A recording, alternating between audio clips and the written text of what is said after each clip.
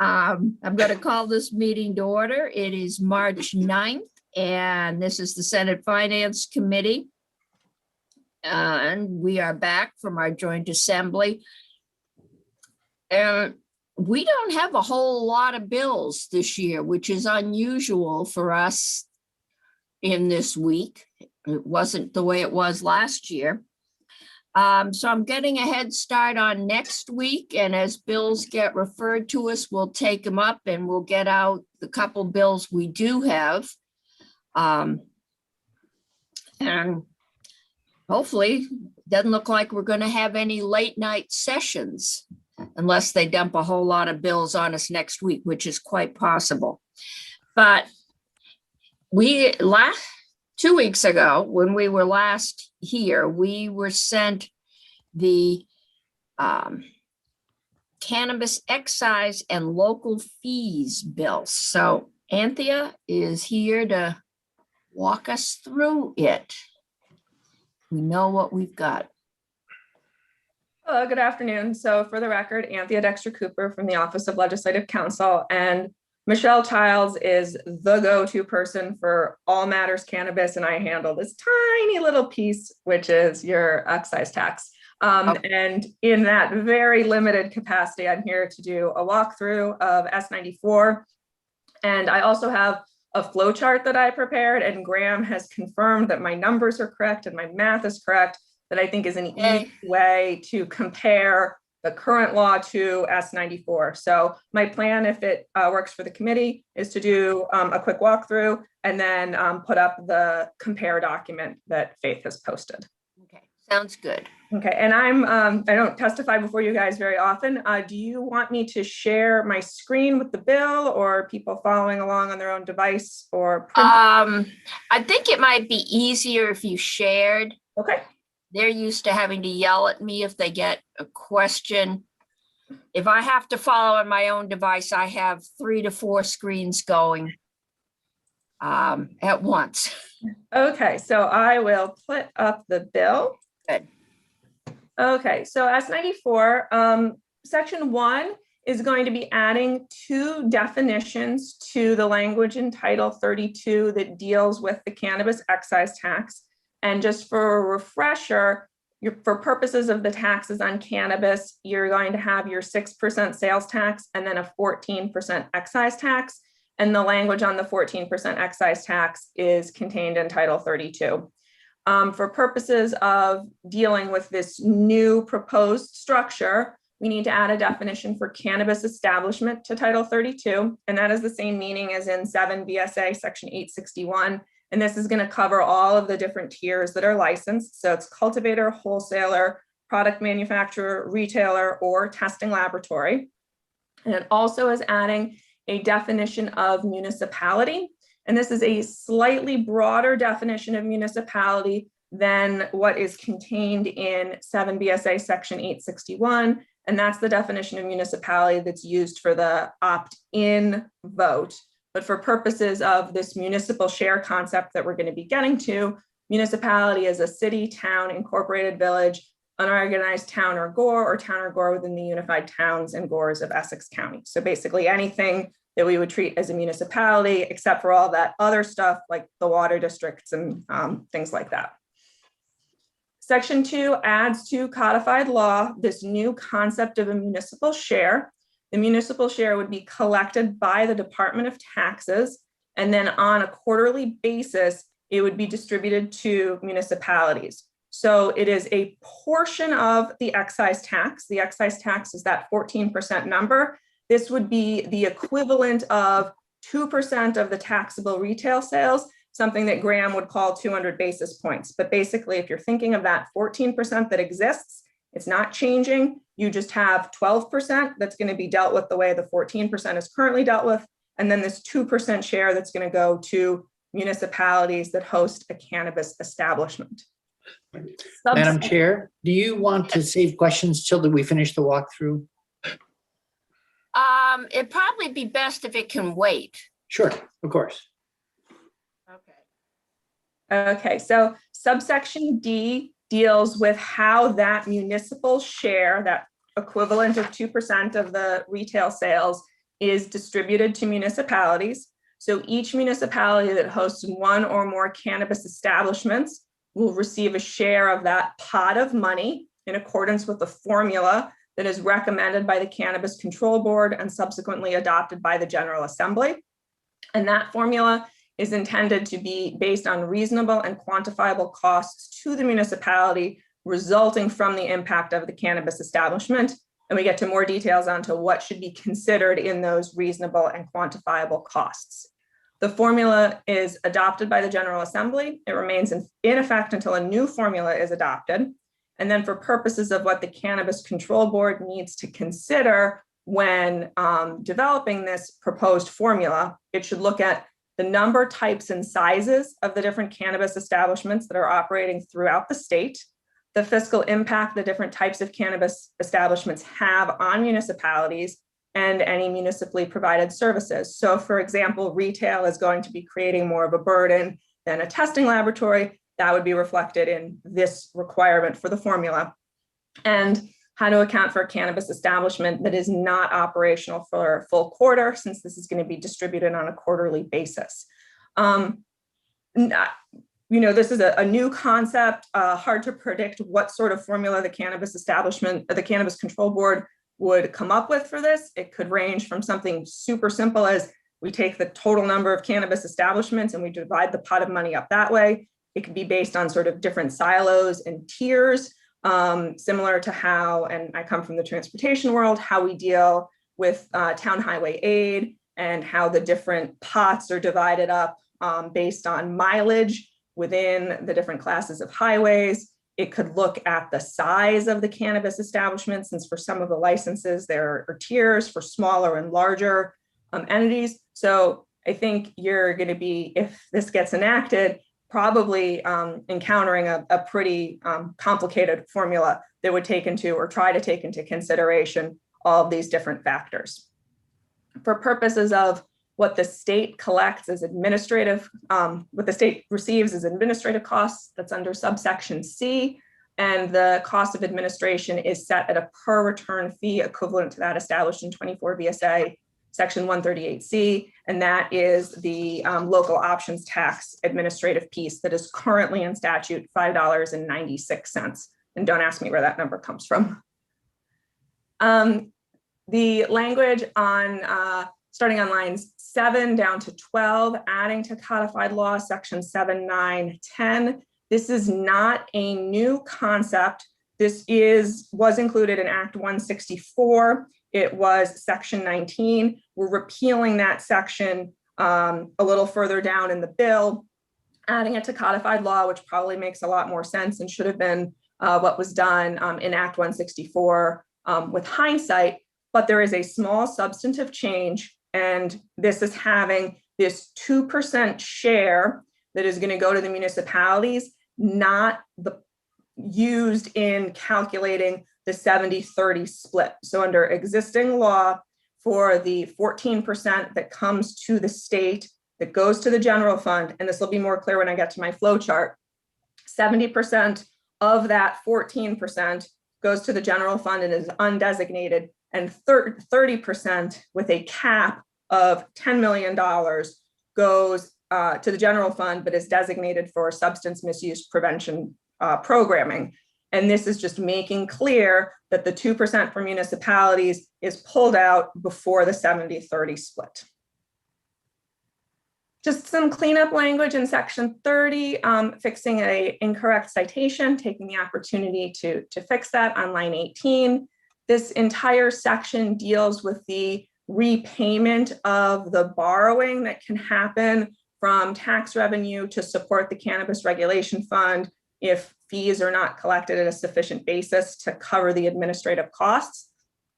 And what the new language on lines 19 down to line 2 on page 4 addresses is that the municipal share, that 2%, is not available for purposes of this borrowing. Down in subsection C, just fixing since we're going to repeal section 19 in the next section, for purposes of the repayment, saying that the substance misuse prevention piece, that 30%, is reallocated after the repayment for this offset, just linking to that new language that was added as section 7.9.10. Section 4 repeals that session law piece that I keep referencing that we are adding to codified law. Section 5 provides for when the first distribution formula recommendation from the Cannabis Control Board is supposed to be provided to the General Assembly, and that's on or before March 1 of 2022, and requiring that the formula comply with those considerations that we walked through in terms of the burden on municipalities. We're now stepping away from the change to the tax structure and addressing the change to the fee structure. So under the current law that was enacted through Act 164, the Cannabis Control Board can make recommendations on local license fees.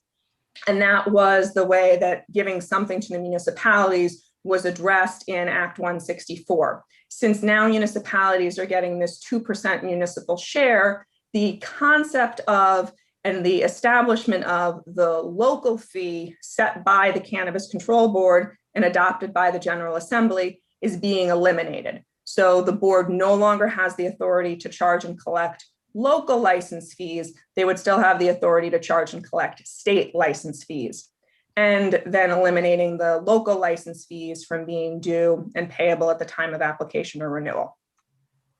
Also then deleting and repealing on page 5, lines 2 down to 4, the reduction of costs for administration and the distribution of the local license fees to the municipality, since the state will no longer be collecting any local license fees on behalf of the municipality. Instead of having a local license fee set by the state in section 7, it's giving the local Cannabis Control Board the power and authority to charge an annual fee of not more than $140 for a local control license. And that $140 number is the same as a second-class liquor license set under 7 VSA section 204. So the municipality, if they had a local control board, local cannabis control commission, they would be able to collect that $140 fee. So that is a new fee. It is not necessarily going to be the same as the fee that was recommended by the Cannabis Control Board for the local fees collected by the state, but there is still a small fee amount that is collected, can be collected by the municipalities in addition to this 2% municipal share. And in general, this will go into effect on March 1 of 2022, which is when the rest of the tax language in Title 32 goes into effect, except that the section on the first formula recommendation shall take effect on passage, but that recommendation is not due until March 1 of 2022 in any event. So that's the bill. I can either take questions now, or it might help if I put up the flow chart, since I think that's the easiest way to see all the moving pieces. Yeah, that I think might be helpful because I'm having trouble visualizing everything. I think it is definitely something that's hard to visualize. So let's look at the left-hand column. This is the current law. And within the current law, you've got your 6% sales tax that goes to the education fund. You've got your 14% excise tax that goes to the general fund. And then within that 14% excise tax, you've got your 30-70 split. So 30% capped at 10 million goes to substance misuse prevention programming, 70% is undesignated. Within the current law, you have local license fees set by the state, and some municipalities will get the 1% local option sales tax because that travels with the 6% sales tax. The new proposal in S94 leaves the sales tax just as it is. 6% sales tax goes to the education fund, keeps the 14% excise tax exactly as it is. So your effective rate is still going to be 20%. It has a split of equivalent of 12% of taxable retail sales going to the general fund that is then further split 30-70 with 30% going to substance misuse prevention program capped and 70% undesignated. And then the equivalent of 2% would go to the municipalities per formula. Within that, municipalities can collect an $140 local control license, and the same municipalities that have the local option sales tax would still get the 1%. If you add some numbers to this, and just assuming that there's $1 million in taxable retail sales, this is an easy way to compare what the effect will be on the different funds. So in either iteration, current law, or the proposal, out of that $1 million in assumed taxable retail sales, 6% sales tax, you're going to be having $60,000 to the education fund. That is not changed between the two proposals. In the current law, your 14% excise tax on that $1 million in taxable retail sales is going to lead to $140,000 for the general fund, with your 30-70 split, $42,000 to substance misuse prevention program, well under the $10 million cap, and $98,000 to the general fund. Moving over to S94 as it's proposed, you still have your 14% split. And I'm going to do the right-hand column first since it's the simpler one. The equivalent of 2% of that 14% would go to municipalities. So you'll get $20,000 going to municipalities to then be distributed under the formula. 12% to the general fund, $120,000, same 30-70 split, $36,000 to substance misuse prevention program, and $84,000 to the general fund undesignated. If you're comparing the two iterations under this example, you've got $60,000 to ed in both. The substance misuse prevention programming in current law, as compared to the proposal, would drop from $42,000 to $36,000. Again, we're assuming there's only $1 million in taxable retail sales. The undesignated general fund amount would drop from $98,000 to $84,000, and the municipal amount would increase from 0 because there's no municipal share under current law, and it would increase to $20,000 to then be distributed pursuant to a formula. Okay. So a lot there. So basically what it's doing is it is sharing the fee with the municipalities, whereas in the original law, we left it to the municipalities to set up local licensing and other fees and charges.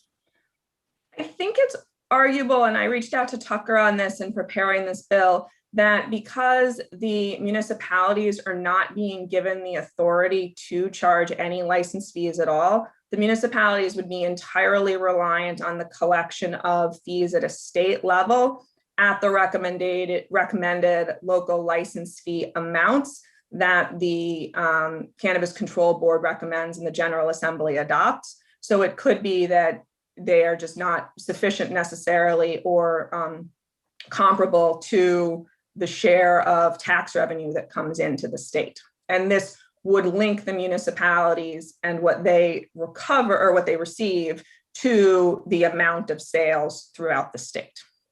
Okay, and if they set up a cannabis control board, similar to liquor control, and they issue licenses through the Cannabis Control Board, then they can also charge up to $140 license fee, which is what you charge for a liquor license. You got it.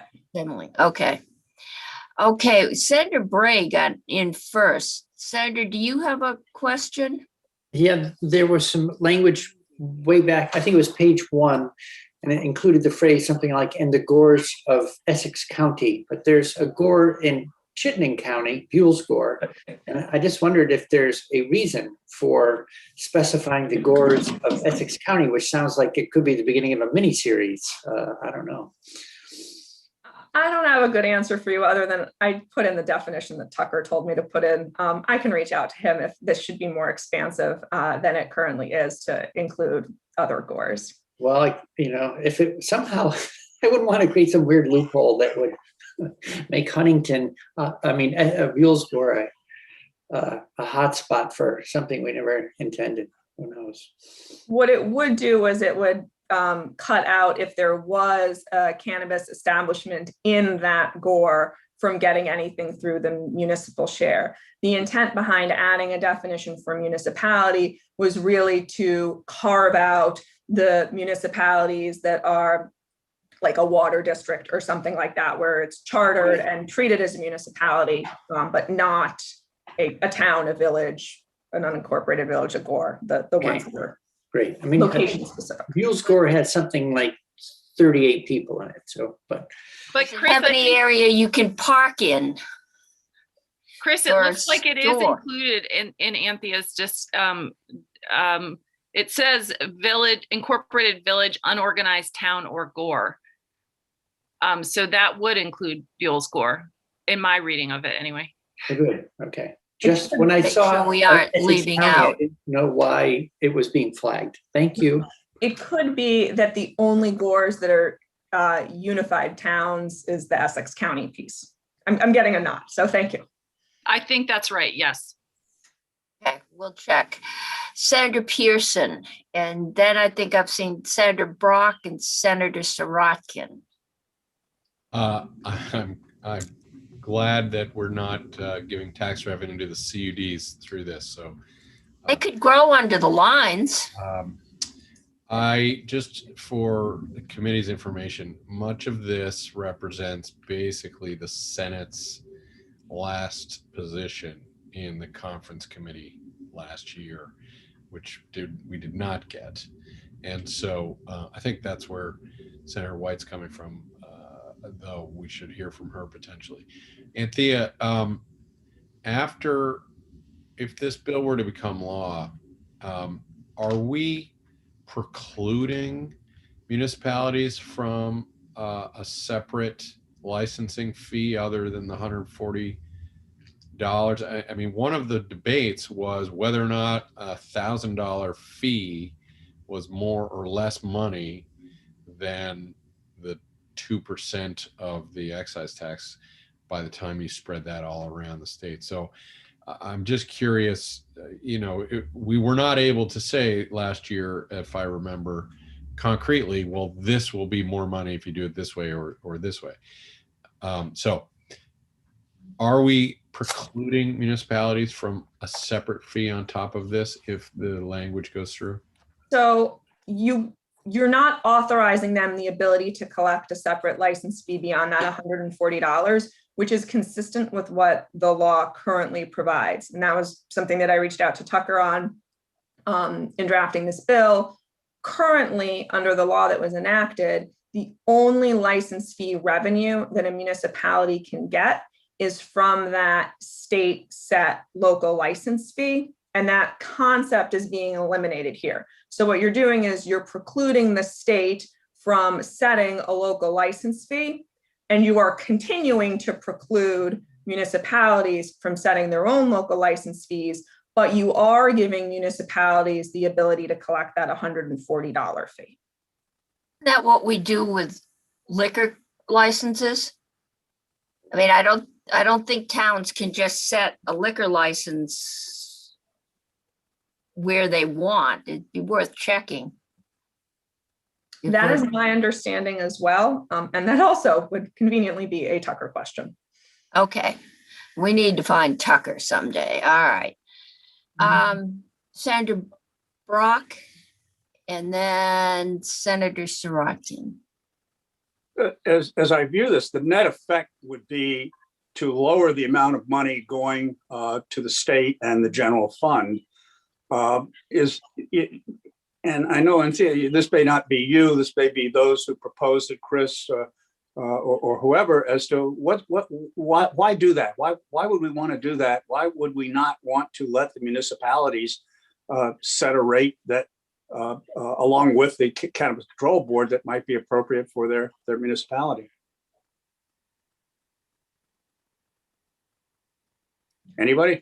I can provide a tiny bit of historic information there. The language in S54 that was originally introduced and passed the Senate and this committee worked on gave municipalities, any municipality that had a retail establishment, the ability to set an up to, I believe, there were many iterations of language, an up to 2% cannabis local option tax.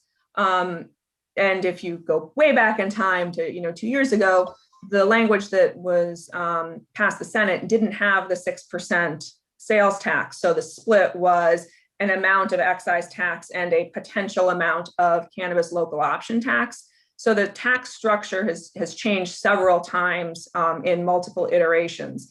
As for this equivalent of 2% being pulled out of the state's share, that keeps the effective tax rate at 20%. If you were to have the 2% sort of be in addition to the existing 16 and 14% structure, you'd be increasing the tax rate to 22%. And I know that both bodies had extensive discussions about the fact that if you make the rate too high, is that then driving business to other states? Well, as I recall, one of the reasons that we wound up at the rate we had is we wanted to be lower than, I think, Massachusetts, for example. And at 2%, it would probably be comparable to Massachusetts, if memory serves me correctly.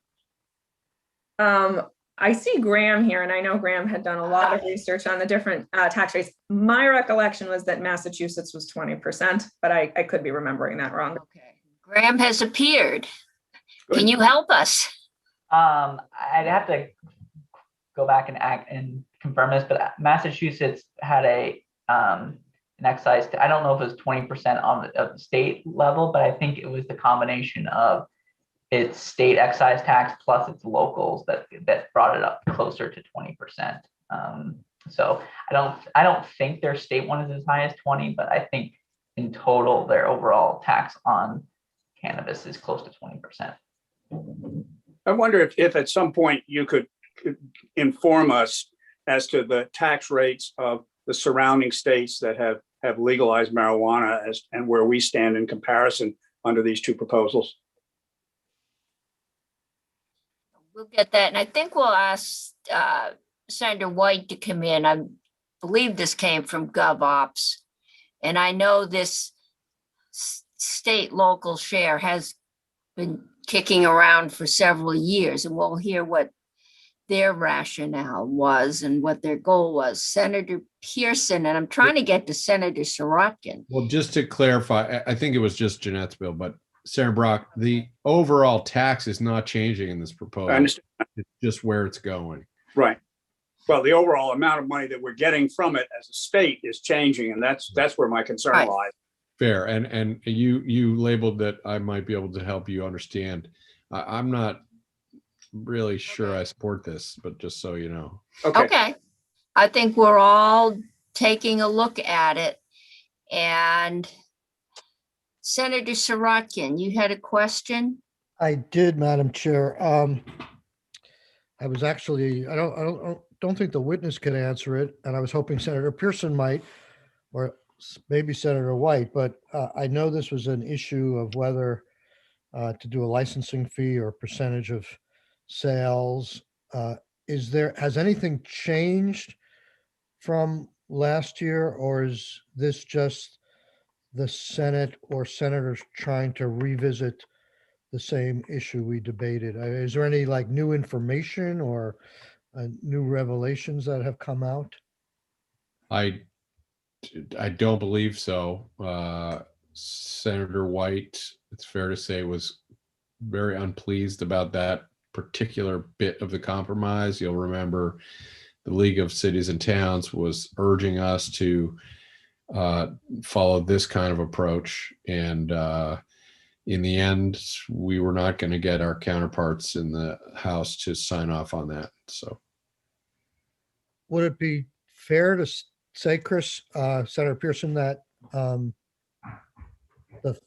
fee, the licensing fee set up by the Cannabis Control Board is sort of a way to offset and cover the cost of a municipality, whereas the other alternative is that percentage could become more of a profit center for the municipality, and thereby encourage more towns to open their doors? I think it's fair to say that the Senate's position last year was to entice municipalities into hosting these kinds of businesses. And this was the structure that seemed reasonable to do that. It does more closely mirror what they're doing in Massachusetts. And then, where we landed with this ability to have a local fee, yet to be determined how much that is, I think is assumed to address some of the local costs. What has never really been clear to me is, people imagine there being significant costs for law enforcement related to adult legal cannabis use. That's clearly not going to be dealt with here. There are clearly costs dealing with grow facilities. They have a security risk equally, at least as equal to the stores, retail stores, but we're only talking here about stores and those impacts on municipalities. So, I mean, it was a hard one to argue, really, from both sides, I would say. Having sat through many, I wasn't on the conference committee, but I was sort of an ex officio member. It was hard to argue strongly one way or another. There were different opinions. In the end, we went with this fee idea, and Senator White in particular really wanted to be able to entice municipalities in to share with the bounty, if you like. Thank you. Part of this is we have no experience, so we can't base it on anything other than what we intuit might happen. We have had some votes though, so we do have some idea of at least some numbers initially. Okay, Senator Hardy. First of all, Anthea, thank you so much for the flow chart. It's like a real flow chart. Yeah. Senator Cummings and I asked for a flow chart for a different bill a couple of weeks ago, and what we got wasn't really a flow chart, but yours is beautiful. So thank you. And I'm just trying to figure out, it seems to me like charging both the fee and the municipal share of the tax is kind of, and this isn't really a question, it's just me trying to figure out what I think, is like a double. We don't need both. Like, do the municipalities need both the share of the tax revenue and a $140 fee for retailers? That if the argument is that we want them to be able to offset whatever costs they have, I don't see how $140 is going to do it, but the share would. So I'm just trying to figure out what I think. But also, Senator Cummings, I wasn't clear, like, has this bill passed in another committee and come to us, or is this just, I guess, came from Senator White. Okay. It came like the Friday before we left. It was a late arrival. I think as I'm listening to this, we passed a bill, but there's always been discussion on how you divide up the anticipated profit. All of it's anticipated. And it sounds like there's also, do you just want to cover costs at the municipal level, or do you want to encourage them to open stores? Now that there may well be a division of opinion, and it might help since we do two things of regulated. One is alcohol, and we might want to just check on, and I think that would be Damien, how we do divide up those fees, or do we, and how they're priced, and can locals add something to the liquor license, or is that set at the state level? So something. Okay, Senator Pearson. Well, just to further complicate things, of course, some towns have the local options tax, and that's going to more or less favor our larger communities. And nobody had a solution around that one. So, but Nope. that is a clear factor if people are interested in supporting municipalities that host these enterprises. You know, those municipalities do have that option, and many of them have already taken advantage of it. So, I see the next group is here. But I've got, we'll have Senator White come in and tell us why she's done this. We'll see if we can get Tucker, it sounds like. Was he the main drafter or was it Michelle? So I drafted this. Tucker is going to be a good go-to person for general municipal questions. And Tucker actually now has taken over the liquor licensing from Damien. So. Okay, so it Tucker would be the a liquor good one licensing. to have. And then perhaps see if Michelle would be available, and I will have the league in and we'll clear up whether or not we have excluded Buell's Gore. I think that's it. If anyone thinks of any other witnesses, because this one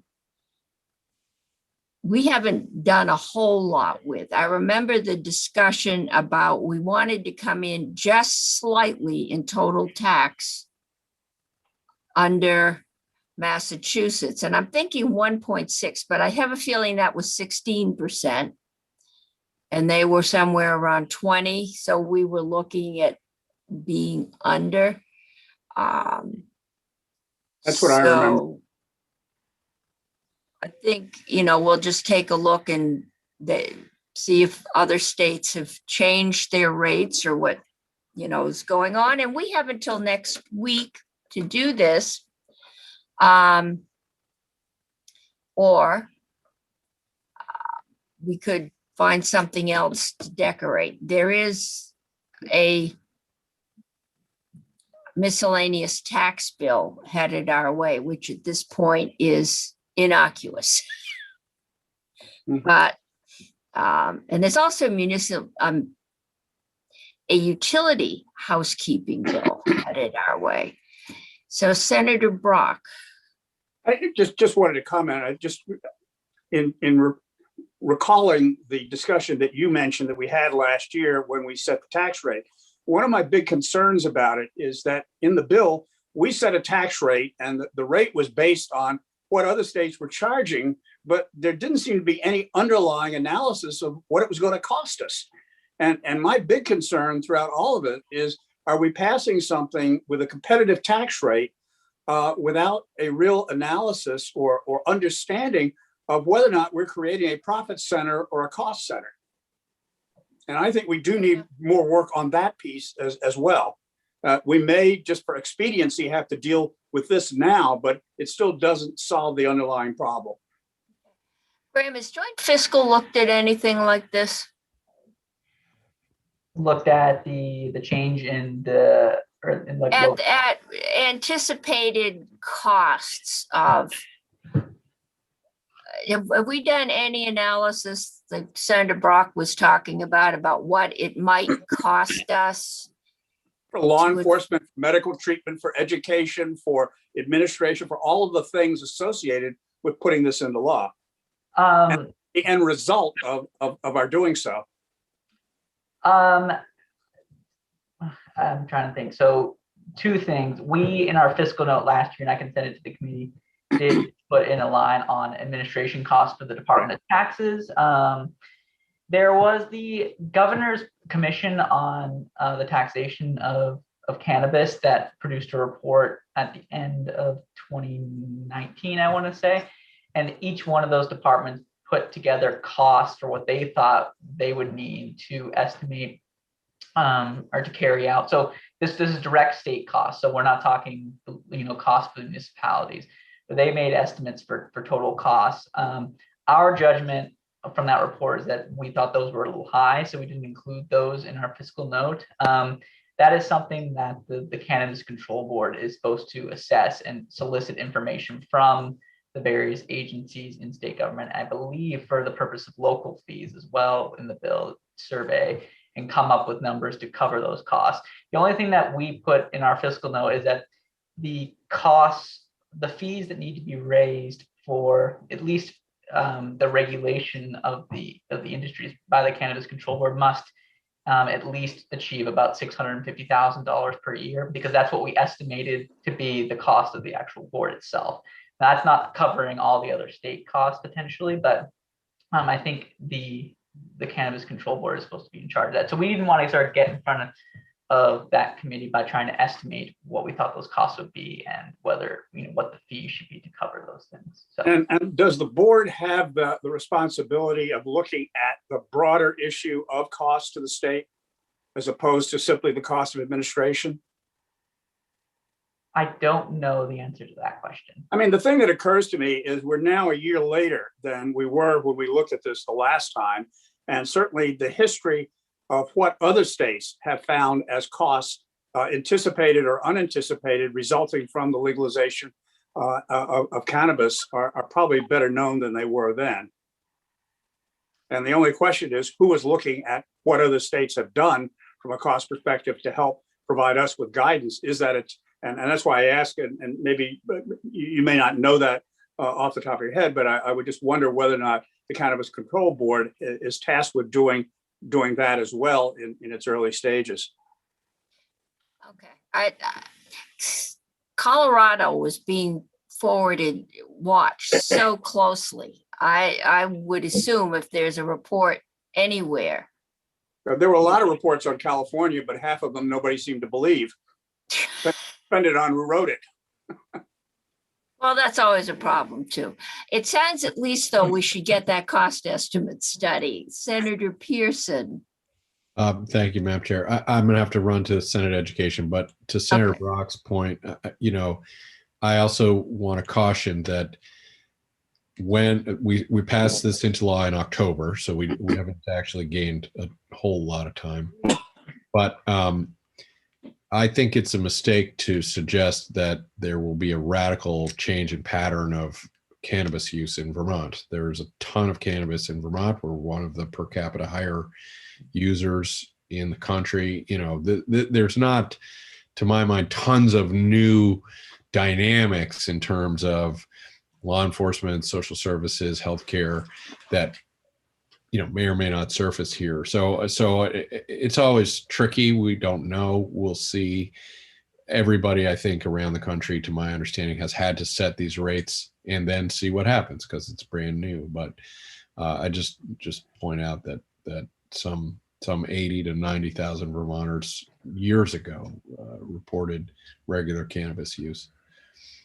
So look forward to. The ground turned out to be surprisingly strong. Faith just sent me a note reminding me that this is a bill that was sent directly to us, not from another committee, which means we have to get this out this week if it's going. If not, the present law stays in. We have the governor's broadband and the CRF proposals set for 3:15 on Wednesday. I think I'll put this in there and we'll see if we can get our witnesses in. Again, we can always find something to attach this to if we don't feel comfortable passing it out, or we don't have to do anything. And we do have time on Friday, but something tells me that floor time is going to start going fairly long, which will hit us tomorrow and Wednesday. So we will keep working our way through, but get any questions or anybody you'd like to hear from to me.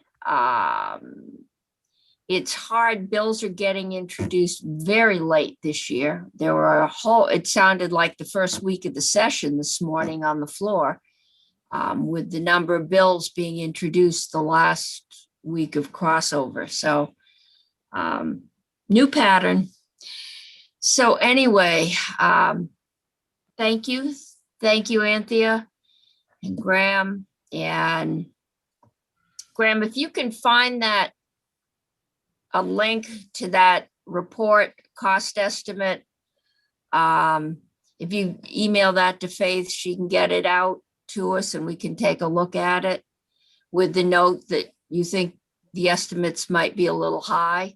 But again, nobody really knows, so these are pretty much guesstimates, but might get us in the ballpark. Okay. Okay, so we are now going on to where are we? S1, yes. And this is the Rygate bill. Ellen, you're here with us. And Am. yes. And Mary Jo, I don't have you on my agenda. Are you with? I'm with the commission. Okay, Yep. I don't know. They didn't. put- okay. Yeah, I think there's a couple of us who are gonna participate in this. Utility Commission. Yeah, with the. Okay, then Greg Faber is your holding spot. Okay. Yeah, he's Just asked know to who's join us. going with whom here. All right. So, Ellen, I think the committee, we wanted to walk through this. There's been all kinds of suggested amendments. Can you walk us through the bill and let us know? I know how you've got this laid out, but let us know where there's proposed amendments or perhaps you filled them in. I don't think any of them are highly controversial, but they seem to be things that parties have agreed to. So the floor is yours. Great. Ellen Tchaikovsky, Office of Legislative Counsel. I'm here on S1, and I am going to ask that you are patient with me because you may recall the last time you spoke about this bill, you were with my colleague, Luke Martland. Yes. Luke is out Yes. for a while, and so I have taken over this bill mid-session, and Okay. the last time you spoke about this bill, you did have an amendment that Luke went over with you. It was Right. called Draft 4. And he went over that amendment with you. And so I have a new draft, Draft 5. Okay. And I hope that I have all of the correct pieces in it. There is some new language. What I also did, which may be helpful to start with, is that Senator Hardy requested a more visually. Yes. Yes, she asked for color coding. I was unable to fulfill that request. However, Okay. what I did was I basically did a strike all amendment so you could visually see who proposed goes in. each amendment. Okay. So it might be easier to start there, but it is sort of up to the committee. Luke had drafted you an instance by instance amendment, which I think is often preferable, but it is sometimes hard to see what you are. Yeah, and I doing. think this committee passed this bill out last year. It didn't rank as a COVID related, so it never made it through the process. And we now have a new committee. And so I think it's helpful to just go back and see, because issues came up last year that the various parties have been talking about.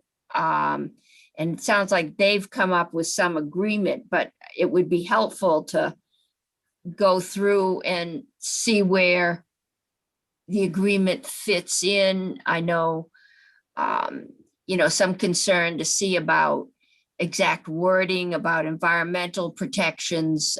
So I think right now it would be helpful to walk through the bill and mark it up. And we will Sure. see where that goes. And so overall, I would just say, to frame this conversation, the last time this committee spoke about this, your draft amendment, draft 4, this new draft, which is also posted under my name. There are 2 documents posted under my name. The new draft has 2 new instances of amendment at the end from what you saw last time. And I will talk about them momentarily. So that's, there is language in the amendment that you've already seen, and then there are 2 new pieces of language. And I think you have some witnesses who will speak to the No, specific. there's one about the heat study, possible uses of that's Yep. come in. The feasibility study, and then bill back language for the Department of Fish and Wildlife. Yes, and we So haven't those are- even gotten to that, probably Yep. because it was the least of our problems. Right, and so those are the last 2 sort of incrementally on this document. So to begin with the beginning of the bill, section 1, we are amending 8009, which has these requirements related to the Rygate facility. The first instance of amendment was language from Green Mountain Power. It was in the prior draft amendment that you saw, and it changes the definition. It changes out the average 175,000 megawatt hours to the actual output of the baseload renewable power from the biomass plant. So that hasn't changed since the last time you saw it. The second instance of amendment also is a piece of language that you saw in the last draft. Again, a suggestion from Green Mountain Power, reordering, rearranging the phrase so that subsection B now reads, notwithstanding 8004 and 8005, each Vermont retail electricity provider shall purchase the provider's pro rata share of the baseload renewable power portfolio requirement. So that was sort of just a rearranging that took place there. Ellen, Yes. what are we notwithstanding? What is 8004A and 5C1? Oh, sorry. Yes, I just put away my Title 30. So this is, someone in the room could answer more quickly than I could, but I think it is the regular standard offer program language, but I am not 100% confident on that. Okay. I do know that the sort of cross-reference that was changed from D to C it was an incorrect cross-reference. That D was to the hydropower section, but we want to make sure we're actually referencing a different section. So I can jump in for you, Elizabeth. This is Jake Marin from the Vermont Public Utilities Commission. Okay, help us. And 8004 is the Renewable Energy Standard statute. So Vermont's utilities have a renewable energy standard, and this purchase obligation that is being laid out in Section 8009 is sort of supplemental or complementary, but not consistent with the renewable energy standard. So that I think they were just trying to harmonize those 2 purchase obligations that are set out in statute. Okay, and this, by changing it to shall purchase, it means that the utilities must buy the power coming from this plant. It's not an option to not do it. That's correct, Senator. But under current law, is it optional? Under current law, the utilities have an obligation to buy certain amounts of renewable energy, and I believe the definition of renewable energy would not include this existing facility because it predates the time when the renewable energy standard was adopted. Mary Jo, you could probably speak to that better than I could, actually. Yeah, and this statute definitely predates the res statute. Okay, right now, the utilities are required or are not required to buy the power from this facility? I thought they were. Right now, they are required to purchase, yes. Okay. And this, I thought all we were doing was extending the present license for the request is 10. Is that, or has that been changed in this draft? I think that's how it's supposed to read. I think this language really is just trying to make it clearer that what they're doing is purchasing. Okay. But so I didn't draft this language, but I think that's what the suggested is, just to make it clearer what's actually happening. Okay. So this is more of a technical cleanup. Yeah. It makes it clearer for the lawyers. Yeah. Okay.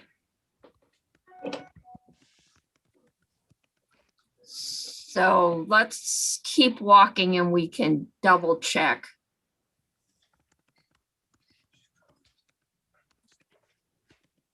Okay, so then we get into subdivision D, where we start to talk about avoided costs.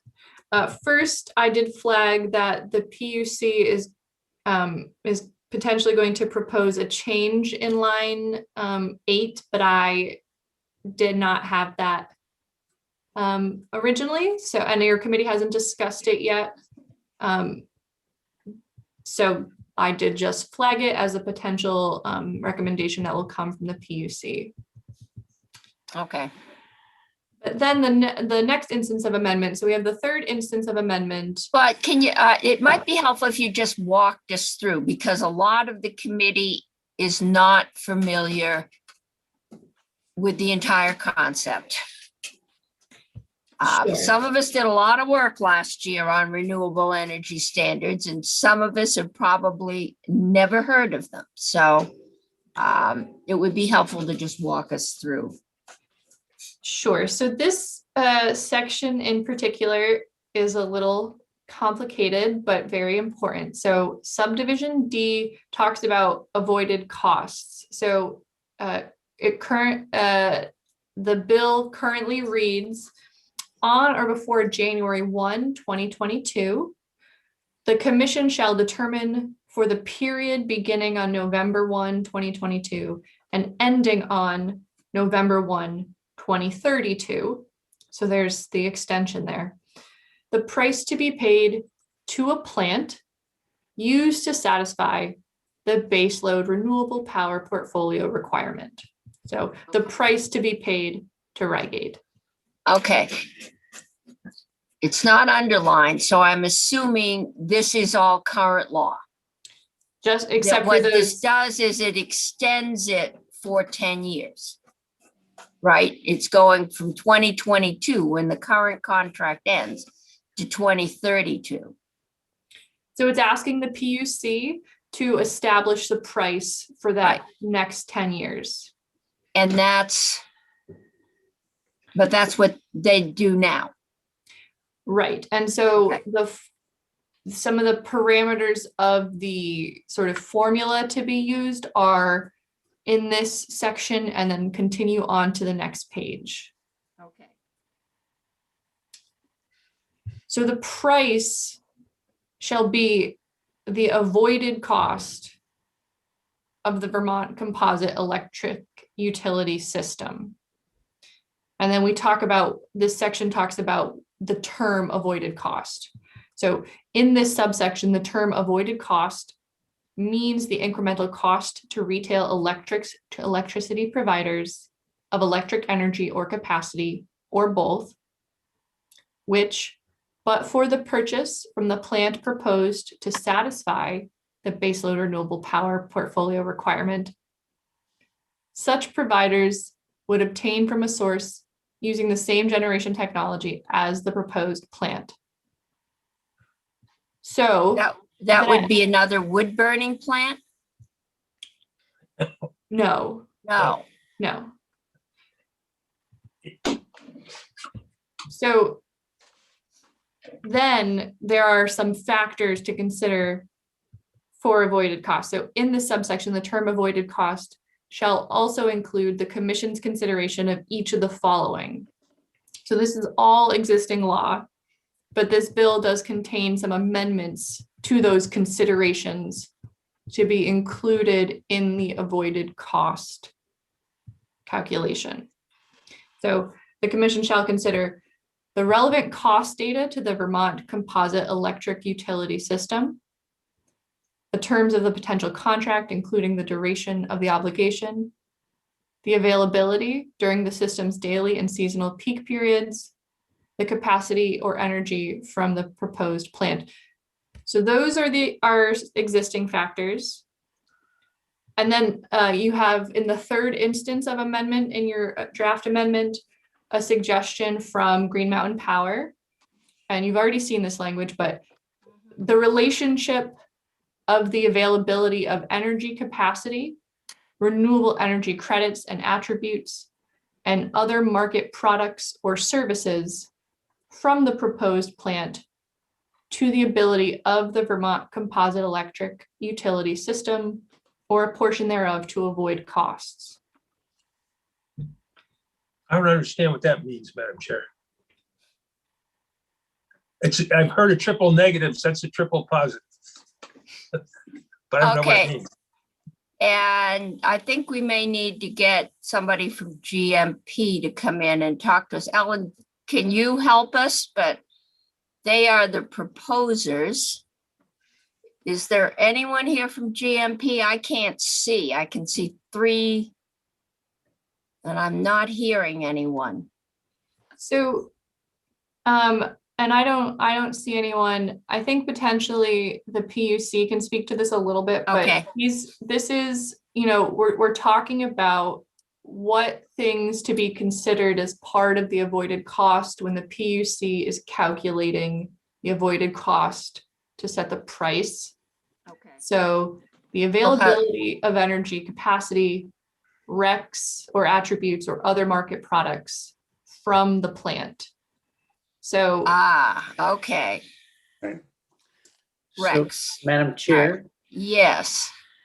so, I mean, one piece here, the new piece calls out explicitly the renewable energy credit piece because those RECs have value. So if you're doing the math on what's the output of that plant worth, if it's producing not only electricity, but RECs, then it alters the equation. I think they're being Okay. explicit about that. That makes sense, going back to our Rex 101 for last week. Okay, Thank you. I think we can move along then. okay, so then the underlying bill adds to this list 4 new things to consider. And you have talked about them in the past. I think the PUC is going to address them when they testify shortly. I did want to flag as sort of a minor issue. There is not a current amendment in this bill to change this language that is being proposed in the underlying bill. However, I am still working on digesting the way that this bill was drafted, but I'm slightly confused by this language, especially in 7. And then some of the other, I did just want to flag that. Okay. Avoided costs. Oh, yes. Now, the 4 new proposals, Yep.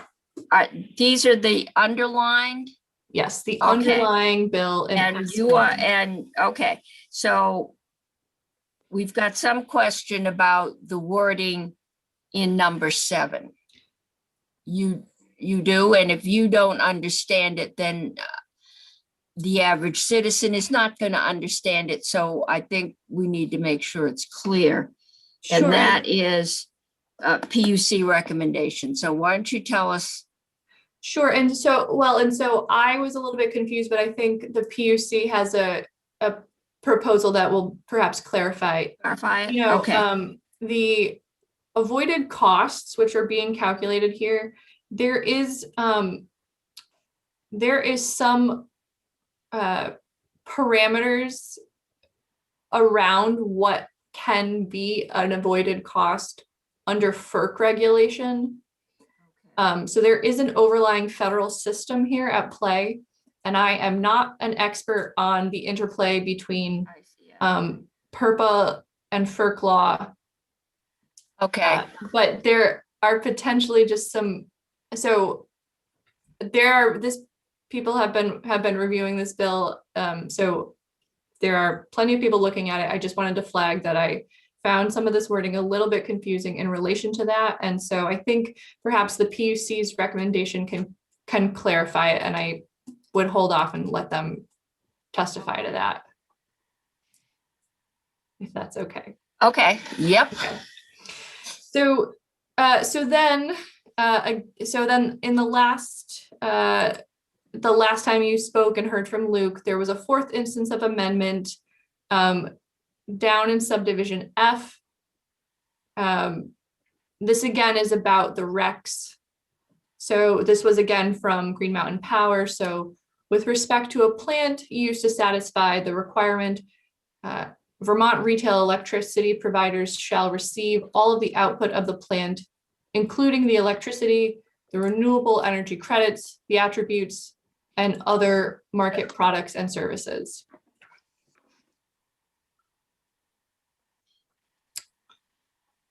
So then we jump all the way to page 6, where there is new, so the 5th and 6th amendments, instances of amendment are new to this committee today. So there are the 5th instance of amendment, subdivision J, is related to build-back authority for Vermont Fish and Wildlife. And then K is about that feasibility study. So I don't think you have seen these before, but No. forgive me. So this is language that came from the Department of Fish and Wildlife. So notwithstanding sections 20 and 21 of this title, the commission shall authorize the Department of Fish and Wildlife to assess the costs of participating in any proceeding or order under this title relating to biomass production to the applicant or plant. So, so this is essentially build-back authority for the Fish and Wildlife Department. I think that you are going to hear, I don't think you have received an actual sort of proposal from the department on this. So No, we haven't gotten to the department on this one yet. I have some flags on this I would like to just raise, and so perhaps I can save them for when you hear that. I did just want to flag that this is pretty broad language, and it relates to any proceeding under this title, so not just under this specific section related to this biomass plant. So and it's yeah, so that's Okay. Madam Chair, can I ask a quick Yes, question? Senator Bray, I'm taking notes. Did you compare this to like the 248 process, where I think there's a pre-existing build-back mechanism? Yeah, so that's actually sections 20 and 21. I think so there is some existing build back authority in Title 30 in sections 20 and 21, and there may be some additional I'm uncertain at the moment if there's actually further authority in 248 itself, or if the other authority governs, but there is some existing authority already. But this is more broad, this language. That's a question to be asked. Right. I mean, maybe when we get to it, it's sort of like I compare and contrast what they can already do on other proceedings at the PUC with this one or something like that. Yeah. Okay, let's keep moving along. Okay, and then finally, there is updated language on the feasibility study related to the heat, the excess thermal energy. So, and this language came from Stored Solar. So it is in the interest of the state to reduce greenhouse gas emissions. A woody biomass plant used to satisfy the baseload renewable power portfolio requirement shall explore the feasibility of and implement to the greatest degree possible the utilization of excess thermal energy to offset greenhouse gas emissions and maximize the efficient use of biomass resources. The owner of the plant used to satisfy the requirement shall investigate the feasibility of utilizing the excess thermal energy generated by the plant. The owner shall report on its investigation, including economically viable options to utilize the excess thermal energy to the Department of Public Service on or before October 15th, 2022. So I think two of the primary changes in this language are that the owner is making the report and it's on or before October 2022. After receiving the report, the department shall, in consultation with ACCD, examine any options to utilize the excess thermal energy and the effect of the use or sale of the excess thermal energy on the rate paid to the plant. On or before January 15th, 2023, the department and the agency shall report on the investigation and their findings and recommendations, including any recommended legislation, to the House Energy and Technology Committees, Commerce and Economic Development, Finance, Senate Economic Development, Housing and General Affairs. So some sort of minor changes to the prior feasibility study that was in there. And I believe that is it. Yeah, the rest is the same as the underlying bill. A question on that last part, Madam Chair. Yes, Senator McDonald. The report is due effectively the date that the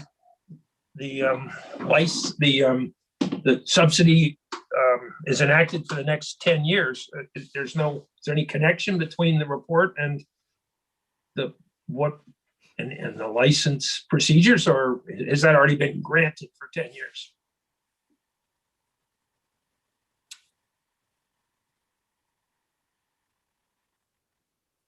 I don't know the answer to that. I don't necessarily think so, because this is exploring at something in addition to the way the plant's already been operating. So I don't know specifically. That may be a question you want to ask Stored Solar and their representative. Senator, I think Thank you've you. had that question before, because in one of the solutions that's been discussed is to have a shorter duration for the license extension than 10 years. So then we can look at the result of the report. It's quite possible, given the location of the plant, that there won't be anything feasible. I was surprised to hear that Burlington Electric is still trying to hook up buildings to use their heat. And they're in a lot more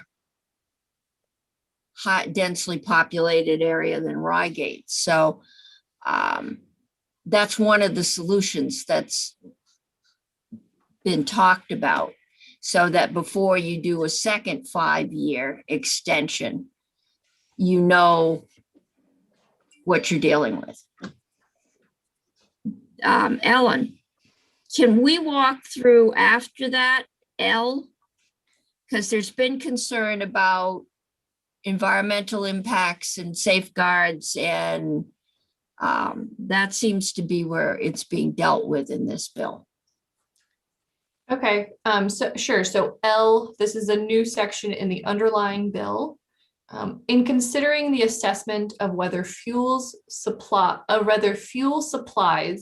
use ecologically sound harvesting practices and whether they promote a diverse and sustainable forest economy in the region, the Agency of Natural Resources shall provide input to the Public Utility Commission regarding any recommended changes to the biomass harvesting practices associated with fuel supply, and the commission shall incorporate such recommendations in its order. Okay, so that's a further extension of that amendment. Okay, committee, any questions for Ellen at this point? I'm not hearing or seeing any. Yes, Yes, Senator Bray. a little upstream there. I'm back on K, top of the page. So I'm just trying to make sure I'm understanding definitions here. So it starts with, it's in the interest of the state to reduce greenhouse gas emissions. Got it. A woody biomass plant use satisfied baseload renewable power portfolio requirement shall. It's the greenhouse gas. I mean, the plant still has greenhouse gas emissions. So I'm a little uncertain as to how these definitions work right here. To sort of drive this whole construct forward. It's not, you could find other, well, it has greenhouse gas emissions. So I don't know that I quite understand how it's, in a way, it feels like it's claiming greenhouse gas reduction, emission reductions. It doesn't have to. It's notwithstanding. So you don't have to meet those reductions because you've been absolved of having to meet them. This is a standalone. I think they put a $10 million scrubber on there. No, it's a $7 million subsidy. No scrubber. I think That's that what they call it. is attempting to reference starting on line 19. So the plant shall implement to the greatest degree possible the utilization of excess thermal energy to offset greenhouse gas emissions and maximize efficient use of resources. This is in the language about the study, right? That Right. came to us. Yeah. And so I also think you have the option to remove that sentence, that first sentence, or redraft this section if you'd like. This was a recommendation and your committee is just seeing it for the first time today. So Basically, we can change the language, but it's, I believe last time we said ACCD shall do this study working with the owners. They seem to get a little tied up in COVID and told us, sorry, we just can't do that. So we have no study. So the owner has volunteered to do the feasibility study. And we have a new owner, and I think we heard from the pellet producer that he had tried to talk to the previous owners, but they were in the process of selling and really weren't interested in taking on any large new project. So we have a new owner and we have at least one potential business interested in using that excess thermal energy. Right. There's been at least one other suggestion by the owner that's been done other places. But there might be more out there, but this is all about the study. Yeah, if I may, Madam Chair, just to follow up. So here's what I think for me a little confusing. The utilization of excess thermal energy to offset greenhouse gas emissions. It doesn't. And I would say, well, I don't know how great to use the excess heat, but there's no sure link to avoiding Right. greenhouse gas emissions. What if you were giving that heat to some factory right next to yourself, but that factory ran on 100% hydropower? Well, you wouldn't have given them anything. So I don't quite understand how those are being linked, but anyway, I'll just I keep think that thinking and came from listening. the owner, and we are I'm not sure that using the thermal heat, it makes the plant more efficient, but it doesn't reduce what's coming out of the smokestack. Is that, Right. yeah. Okay. And It we gets can- more production, Madam Chair, more economic production for the same amount of wood being Right. burned. Right. So you could make an argument that it wasn't as unuseful as some people might view it. You could. Right. So you could claim that you're using the energy more efficiently, but I don't know that you can make any claims about greenhouse gases. That's all. Yeah, I think we can alter that. This was a proposal that has come to us. So Madam make Chair, notes, and we will wordsmith once we decide on the basic concepts. Okay, Ellen. Madam That's it? Chair, may Yes, I just want yes. to, I just, Can't see you, so. I'm sorry, Senator Hardy.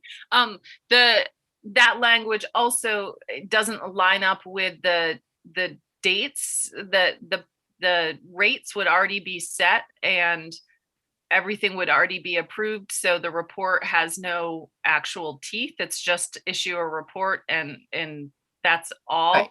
So it seems to me that if we actually want this report to maybe result in anything, we should align it with the rate setting and align it with the approval of the plant a little bit more. Like you were saying, the 5-year increments or something like that. Right, Because this report isn't, there's nothing, all they have to do is report, then nothing will have to happen. The way right, it's written. for 10 years. So if we shorten the time frame, that will give a couple years to make meaningful progress, or tell us why you can't make meaningful progress before a license comes up again, but not just, a decade out in this energy field. Who knows if someone's going to want to own this plant in 10 more years. So I think that's something we can do, is tighten it up. Okay, I'm going to try and get on to our other witnesses. We thought we had extra time today, but we might not. Okay, Greg is not here, but James Marin and Mary Jo Kraluski. Am I going to massacre your name? I apologize in advance, but you want to walk us through your suggestions? I'm not sure how you've got this set up.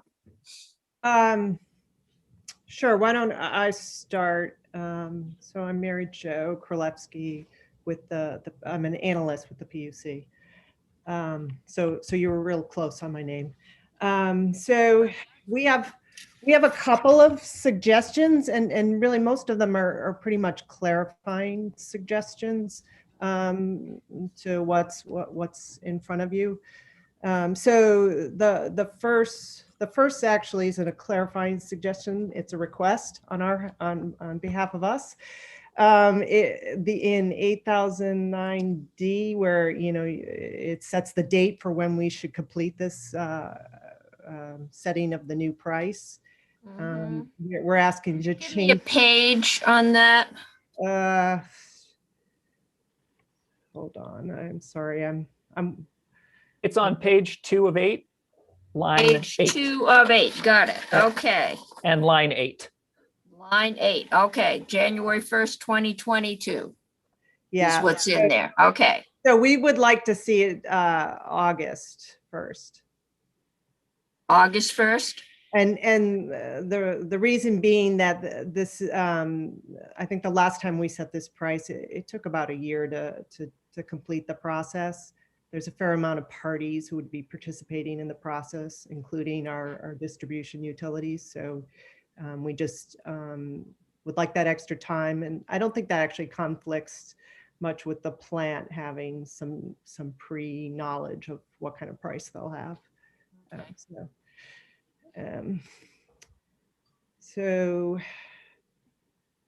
So then the next clarifications really are under section 8000 D on some of the new factors related to the avoided cost setting, setting the price.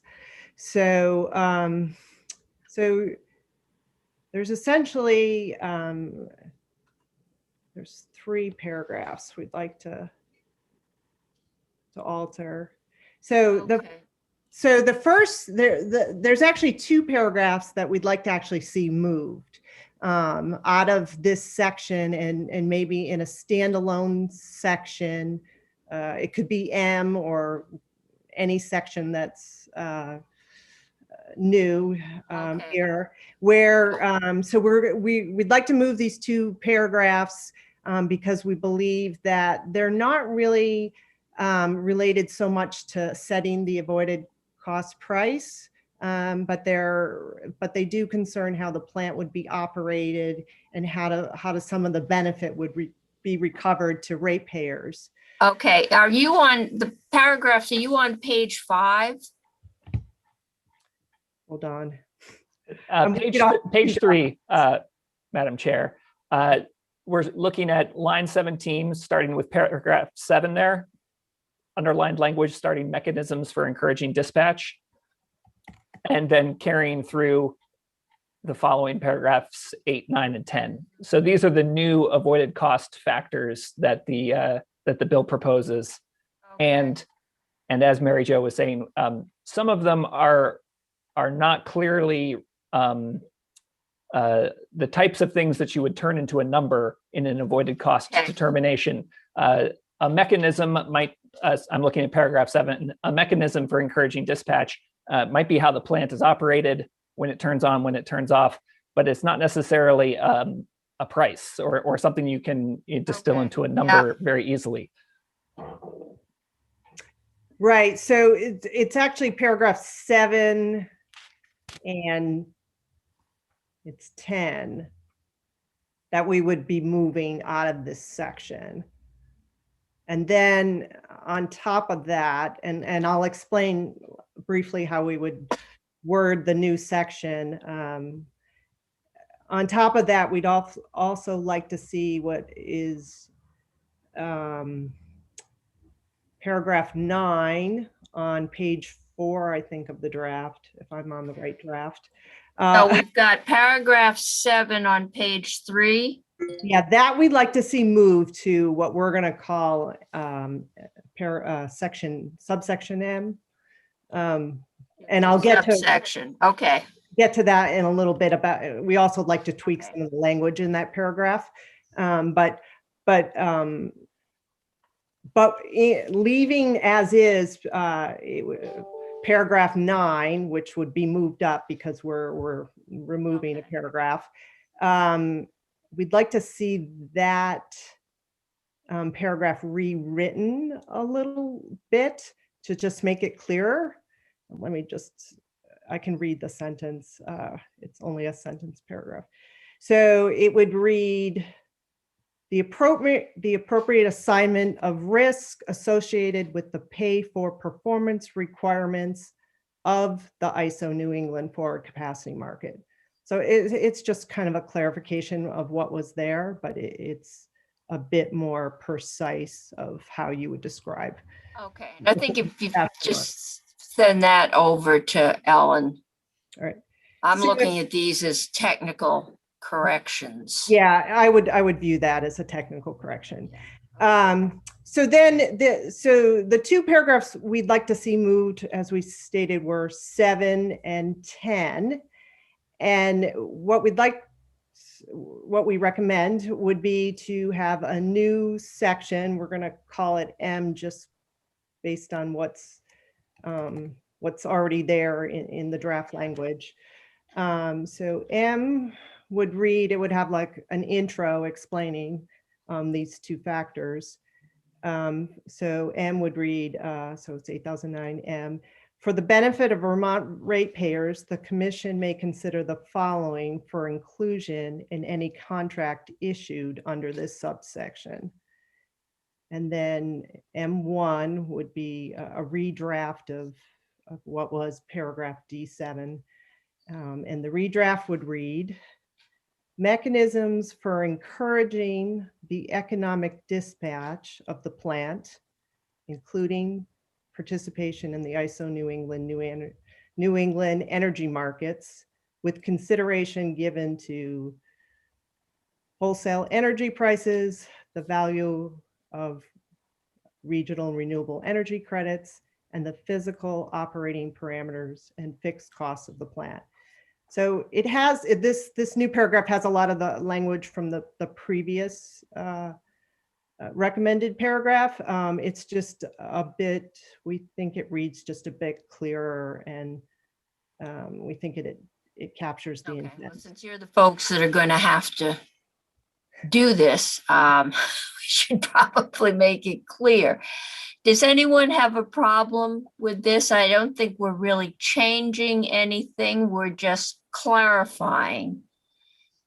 I just have, What- Madam Chair, Randy, Sandra Brock.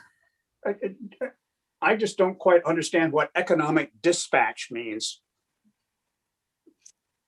It is a bit of a term of art. It's essentially how the plant is participates in the energy market. It's notwithstanding. So I mean, I understand encouraging the economic, encouraging the plant to demonstrate economic value, that I could understand, but just, is there a definition for economic? We could take out the word economic. You could just put the dispatch of the plant. I don't understand what that means either, though. I see dispatch is shutting it down. Or I see dispatch as dispatching it to a, to another location, No, like no. a dispatcher does. So, so the plant, as they participate in the wholesale energy market, which it currently does, it is the term that ISO New England uses is that they economically dispatch the plant, and so that means that the plant it competes on price to participate in the wholesale energy market. And so it's a bit of a term of art. But Mary Jo, may I jump in? So the to dispatch means that ISO New England calls on it to produce power at a certain time. So when a plant is dispatched, it is actually called upon to provide electricity. And if it's not dispatched, then it sits idle. And economic dispatch simply means that plants are called on by ISO New England based on their price, starting with the lowest price plants first and moving up to the more expensive plants as demand increases. Aren't we talking about the reverse auction that this plant will not be subject to because base load plants don't participate in the dispatch as just described by James Merritt? I'm sorry, Senator.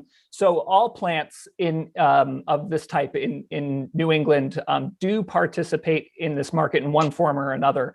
And so they are dispatched by ISO New England. Even if they have a bilateral contract, they still will be participating in the market. But okay, they get paid the same per kilowatt hour for year round, do they not? The contract does provide some price stability to them. However, again, the way that the market works, and it's very complex, but the ISO New England will still call on all these plants using a model of economic dispatch. And then there's a settlement process where the plants get paid under their contracts that happens separately from that. Right. So just to clarify some more here. So the plant's going to get the price in the contract, but it's still going to participate in the energy market, and ratepayers are going to recover whatever the plant gets in the energy market. And so that's, I believe what this paragraph was trying to get at was to make sure that this plant participates in the energy market to the advantage of ratepayers. Okay. Sandra Bray. Right. So I'm just, thank you. I'm just trying to make sure I'm checking my lay reading of this. It says basically try to make sure that they get to sell power more often than not, right? So that it improves the income of that plant, isn't, because you have a contract price that's going to be paid out anyway. If you can sell more, you're going to end up with as you said, a better value for ratepayers. Correct, ratepayers and for the plant itself as well. It's kind of a balancing act for the plant. And to be clear, their current contract has similar language to this this language. So I'm not totally sure who recommended the addition of this language, but we were trying to just make it clearer if it was going to be included. I think this is some of the stuff that came to us from a coalition working with the owner, but I'm not sure. Some of the original, I think, proposals that were brought to us. Okay, Sandra Bray. Well, it's just to make sure I'm still following what I think happens is, from my last ISO New England field trip. So I'm thinking back to 5 years ago. It was everyone bids in a price, and as they need power, they dispatch more and more units all over the region. However high the price goes to get everyone they need, everyone clears at that same highest price. They all get paid. So you could bid in less, but if they have to go up to 8 cents and you only bid in 7, you're going to get 8 cents along with everybody else. Is that the playing field for being in the bidding? Right. Bidding in power. Okay. That's correct. That's what they often call the locational marginal price. Okay. Thank you. Yeah. So in this instance, the plant's going to get a price. It's going to be an energy price. And they might bid into the market at below that price that they're getting in the contract, but they'll be running, and so they'll be producing electricity and they'll be able to get paid. So that's important concept to capture, I think, is what the paragraph's trying to capture. So in other words, they need to be in the energy market and producing energy, being called upon by ISO New England and produce energy in order to get paid for their energy, right? They need to produce electricity to get paid. All right. And can I ask one last thing just to make sure I'm following why we're talking about this part? The contract is going to specify a steady price. Sometimes they're going to get paid their actual price selling to ISO or into the grid is going to be higher than that. Sometimes it's going to be lower. And the contract price is bringing stability to what their income is going to be across whatever the contract period is. Correct. And so when they're getting more, ratepayers are getting the extra. When they're getting less, ratepayers are getting less. Oh, shoot. Somebody needs to mute. Okay. Sorry, it comes in on No, my you can't mute. phone. Sorry. Okay. All right. But they don't get paid if they're not producing and not actively selling, right? Correct. Right. Yeah. Okay. You have to have a metered output, and the only okay. that is to participate in because of the size of the plant, they need to participate in the ISO New England market. Okay. All right. So you basically want to move a couple out and reword a couple for clarity. And if you get that to Ellen, I'm not hearing any objections. Senator Brock. Yeah, again, we have this tendency to come back to bills 2 years from now and try to figure out what they mean and what we did, why we did it. And I hate to concentrate on a very small point, but I still don't understand this sentence. It makes no sense. It doesn't, you go back to a dictionary and you look for the word dispatch, and none of the definitions of the discussion we have applies to that word that I've been able to find since we've been discussing. And I just wonder if we can write this in English.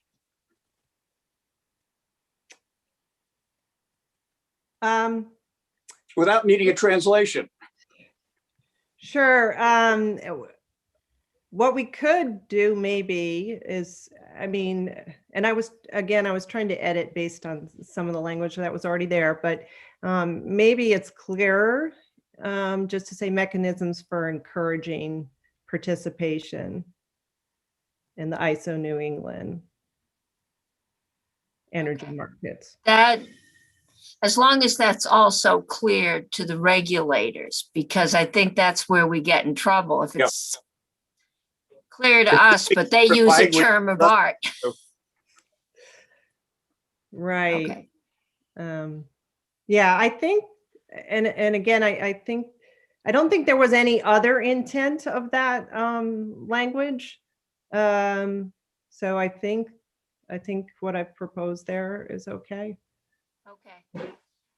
Take a look at it, see if you get any feedback, but I think that might help us be clearer for us that don't deal right utility regulation every day. Right. As it is, there is some other terms of art here, right? The avoided cost is pretty much a term of art as well. So and I think we've used enough so we know what that is, but well, and as I was saying earlier, I was confused about how this subsection fit into avoided costs, because I do think the language is a little unclear. So I think perhaps moving it to a different subsection and possibly rewriting it will help capture the intent, but also not be confusing. okay, I think that's good. Senator Bray. I'm entirely sympathetic to what Senator Brock's bringing up.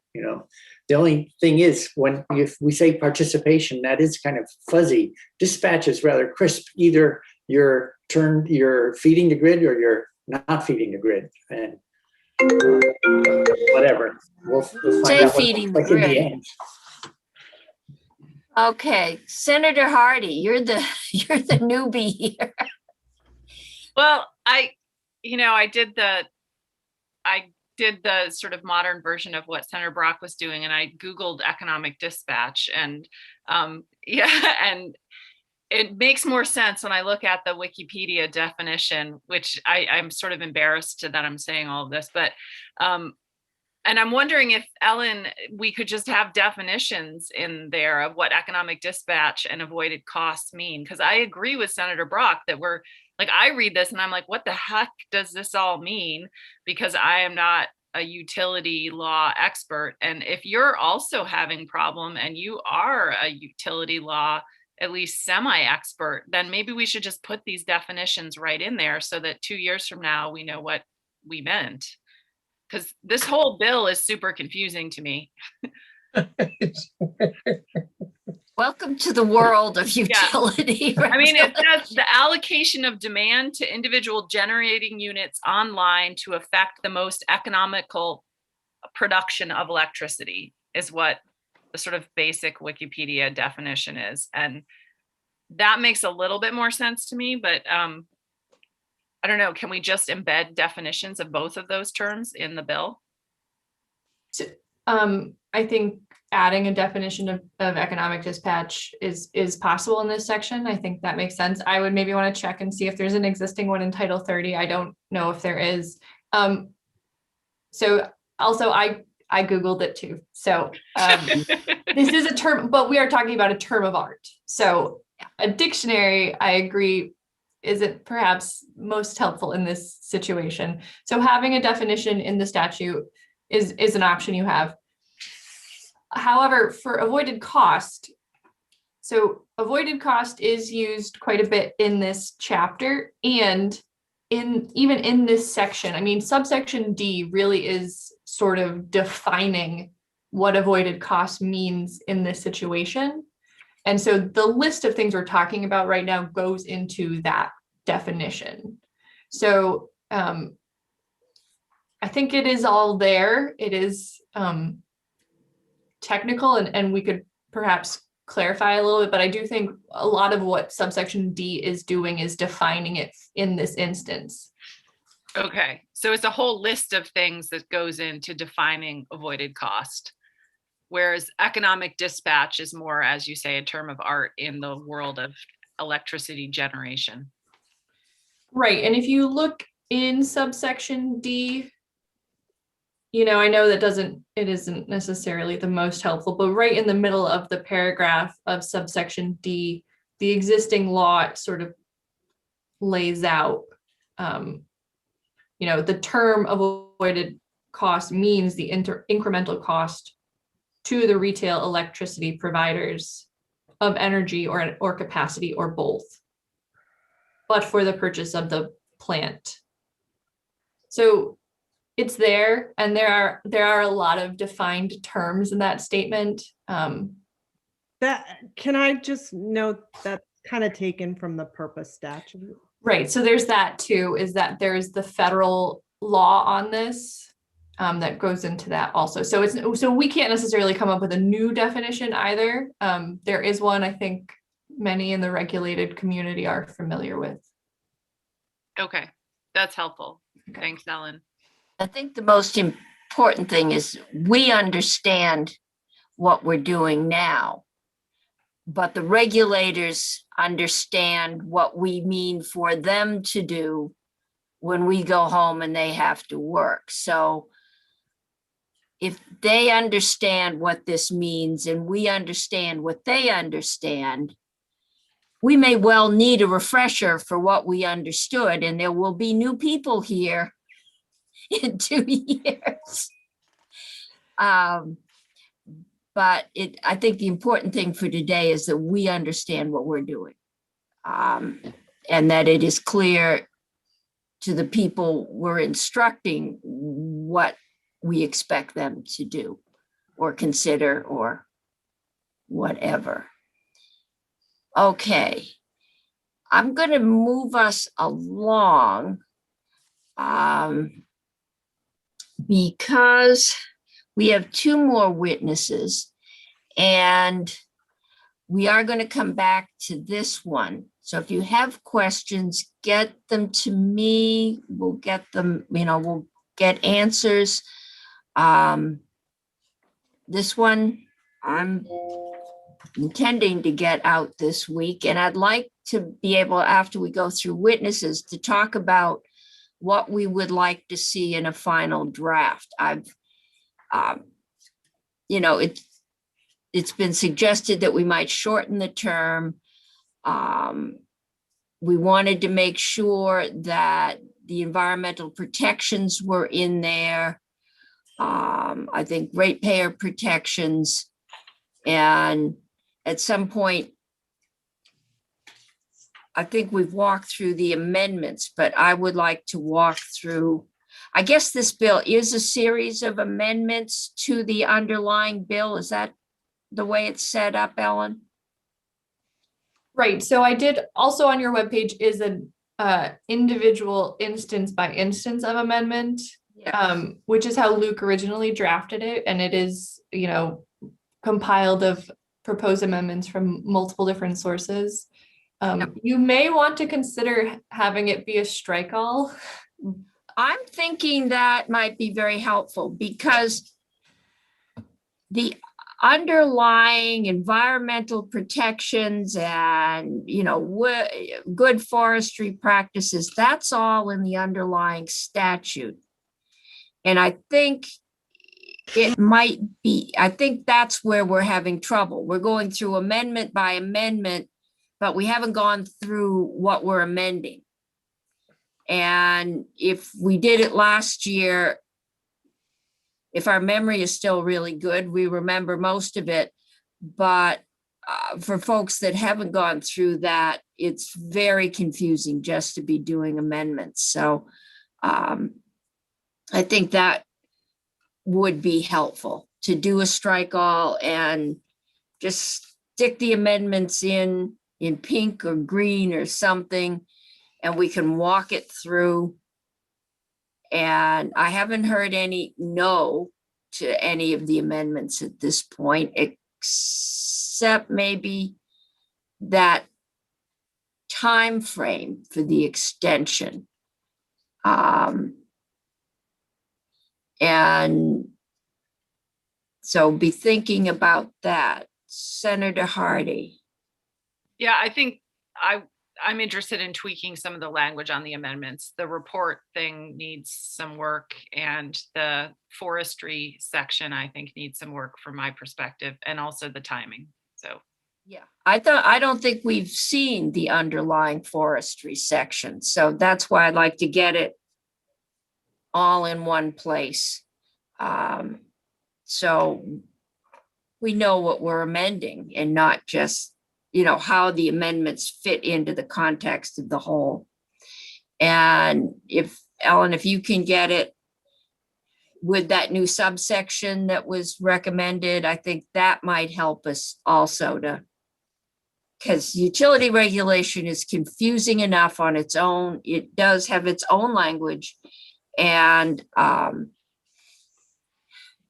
having it in context helps with that. So with that, I'm going to move on to Commissioner Porter, who has been waiting with us through many hearings and has a simple little amendment and has never gotten his chance to talk to us. So Commissioner, the floor is yours. Thank you, Madam Chair, and thanks for the opportunity to testify before the committee today. I won't take too long. Essentially, the reason that we're here today, that I'm here today representing Fish and Wildlife, and I should say Commissioner Lewis Porter, Fish and Wildlife Department for the record. The reason I'm here is that we are asking that the committee consider our amendment, our proposal to allow us to bill Rygate for the work that we do reviewing timber harvests for wildlife impacts and other environmental impacts. For many years, I think the sort of prevailing attitude, including probably within my department, has been that we can take on any amount of work and there will be enough money from hunters and anglers to pay for that work. As the regulatory and other work that we do has become a larger share of what we do and more complicated, and as the number of hunters have declined in Vermont and around the country, that's becoming increasingly difficult to continue to manage. We are unable to bill back for this review that we do under the existing bill back statute in sections 20 and 21 of the title. And so we propose a simplified, streamlined wording that would allow us to bill Rygate for our review of their timber harvests. Obviously varies year to year, but roughly in the neighborhood of $40,000 a year worth of work that we do. The operators of the plant are amenable to this and accept this proposal. So I'm happy to take any questions or provide the committee with any information I can give. Thank you. Okay, committee, Senator Bray. Hi, Commissioner Porter. Can you remind the committee of what happens bill back wise on like a 248 proceeding? You Sure. Thanks. Yeah, there are quite specific instances and chances in which we can bill back under a 248 in the existing statute, and effectively limited largely to NRC or FERC related Act 250 processes. In addition, that bill back authority is really for the process of going through a Section 248 application and providing our input on those projects to the PUC and conjunction with the Public Service Department. This is really a very different process. we're routinely going out and reviewing up to a couple of hundred timber harvests a year, not as part of a Section 248 case before the PUC, but just as routine business springing from the CPG issued to Rygate. So when the CPG was issued to Rygate, the PUC said, or then the board said that the Fish and Wildlife Department shall review those timber harvests for environmental impact. And so we do that. That's not really part of the original Act 250 case and is not eligible for billback under that provision. I'm not sure if I answered your question or not, Senator. Yeah, thanks. I just was I knew there were some provisions and I was trying to start there to sort of bootstrap this conversation. Thanks. Who supervises the forestry management practices? You do wildlife, and we've had a lot of foresters come in, but who do the foresters work for? How does that, how do you know, or should we go back to Forest Parks? I do, with the caveat that if I'm corrected by my Forest Parks and Rec colleagues, go with them, not me. But with that caveat, so Rygate has a forester of their own who works for them. We work very closely with them, and frankly, it's a very collaborative process in which they tell us about the projects and we review them and give our approval or our concerns about the impacts of those projects. Of course, any projects that take place on a current use parcel, that's overseen by the landowner's forester through their management plan and ultimately by the county forester. Are most of these large tracts of land in current use? Most large tracts of land in the state are in current use. What I don't know is if most of the timber harvests that ultimately go to Rygate are under current use or not. I'm not sure about the answer to that, and I would suggest that you ask either FPR or probably easier Rygate's forester for their input on that. I'm not sure if most of these projects are under current use or not, but most of the large tracts in the state of Vermont are current use lands. Okay. Other questions, committee? Okay. And if I may make one more comment, Madam Chair. So our review is focused obviously on wildlife and wildlife habitat. It is a little bit broader than that. So we look at deer wintering habitat, wetlands, riparian habitat, streams, river, lakes, pond impacts, significant natural communities, and habitats for threatened and endangered species. So the wildlife habitat and protection of wildlife habitat is the main objective there in our mandate from the PUC. But when we're looking at these projects, we're looking for a little bit really broader impacts or broader ecological impacts than just a specific type of habitat. So I'm sure the committee recognized that already, but I just want to make that clear. Thank you. Okay. Any questions? Senator Hardy. Thank you, Madam Chair, and thank you, Commissioner. So what happens if you find a problem? What levers do you have to pull to correct it?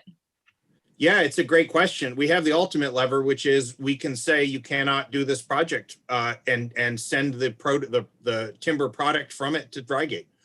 And we have very few, if any, in fact, I would say probably no objections to those rulings from Rygate. Typically, the Rygate forester will work with us, see if we can amend the project in some way, amend the cut so that it doesn't have those impacts. But if we can't, they say, yep, we're with you. We're not going to do the project. I do field quite a number of complaints from landowners who would like to see their wood go to Rygate, had that be their plan, and that we tell them you can't do the project and there's not a way to amend it. And they are not happy about that always. And sometimes they end up on the phone with me. So we do say no to projects and not often. Typically, we can figure out a way to make it work and avoid that part of the impact, but it does happen. Thank you. Okay, thanks. Okay.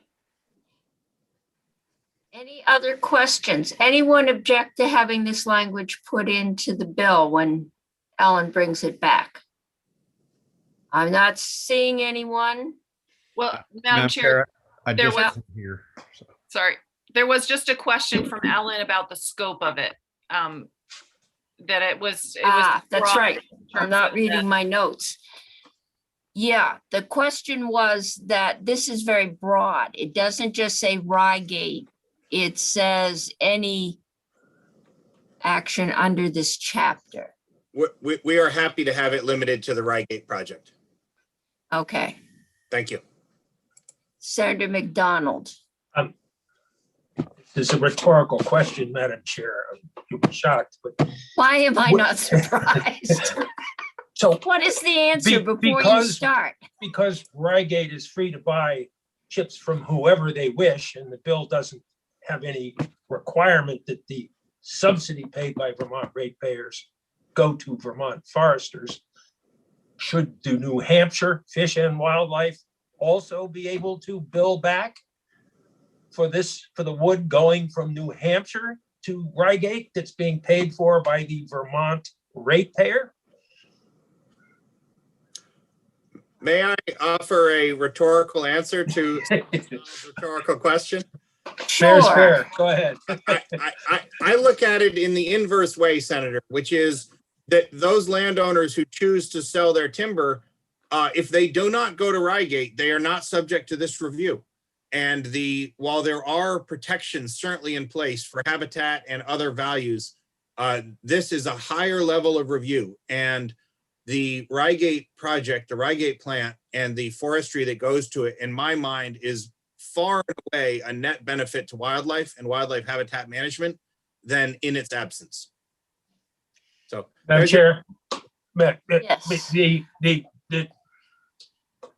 witness is perfectly correct in what he said, but that's not what we're wrestling with. We are wrestling with a hidden tax paid by ratepayers to operate a plant that has a long list of deficiencies, to keep it operating in a market where it cannot compete with other renewables, and it does not meet several statutory requirements, but is exempted with a notwithstanding clause.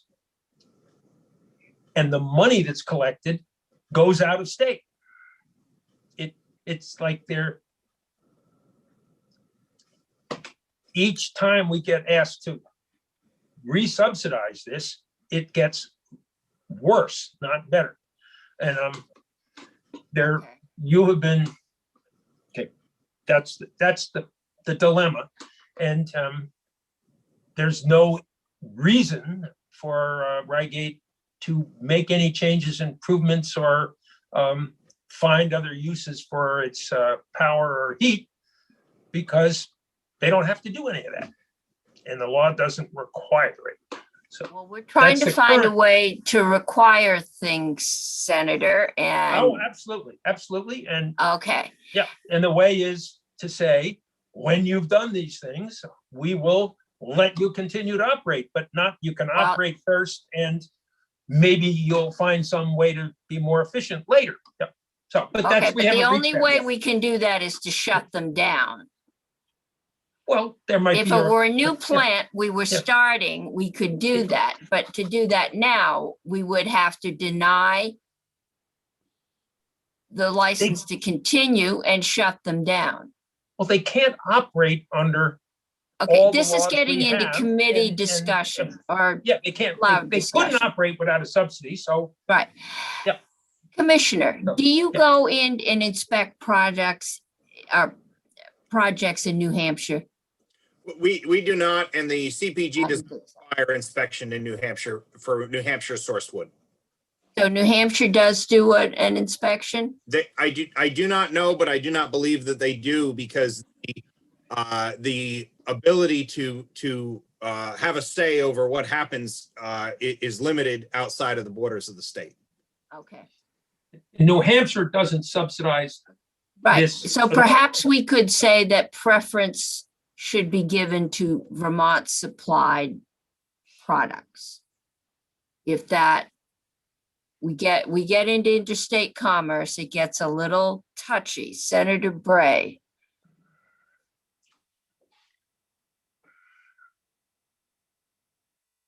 Unmute. There we go. There you go.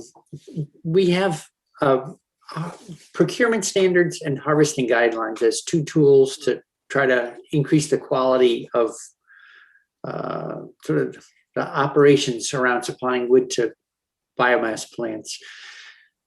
When Commissioner Snyder was in, he said that the state does have voluntary harvesting guidelines, but I'm not clear from his testimony whether or not we require meeting those quote unquote voluntary guidelines in order to be delivering wood to Rygate.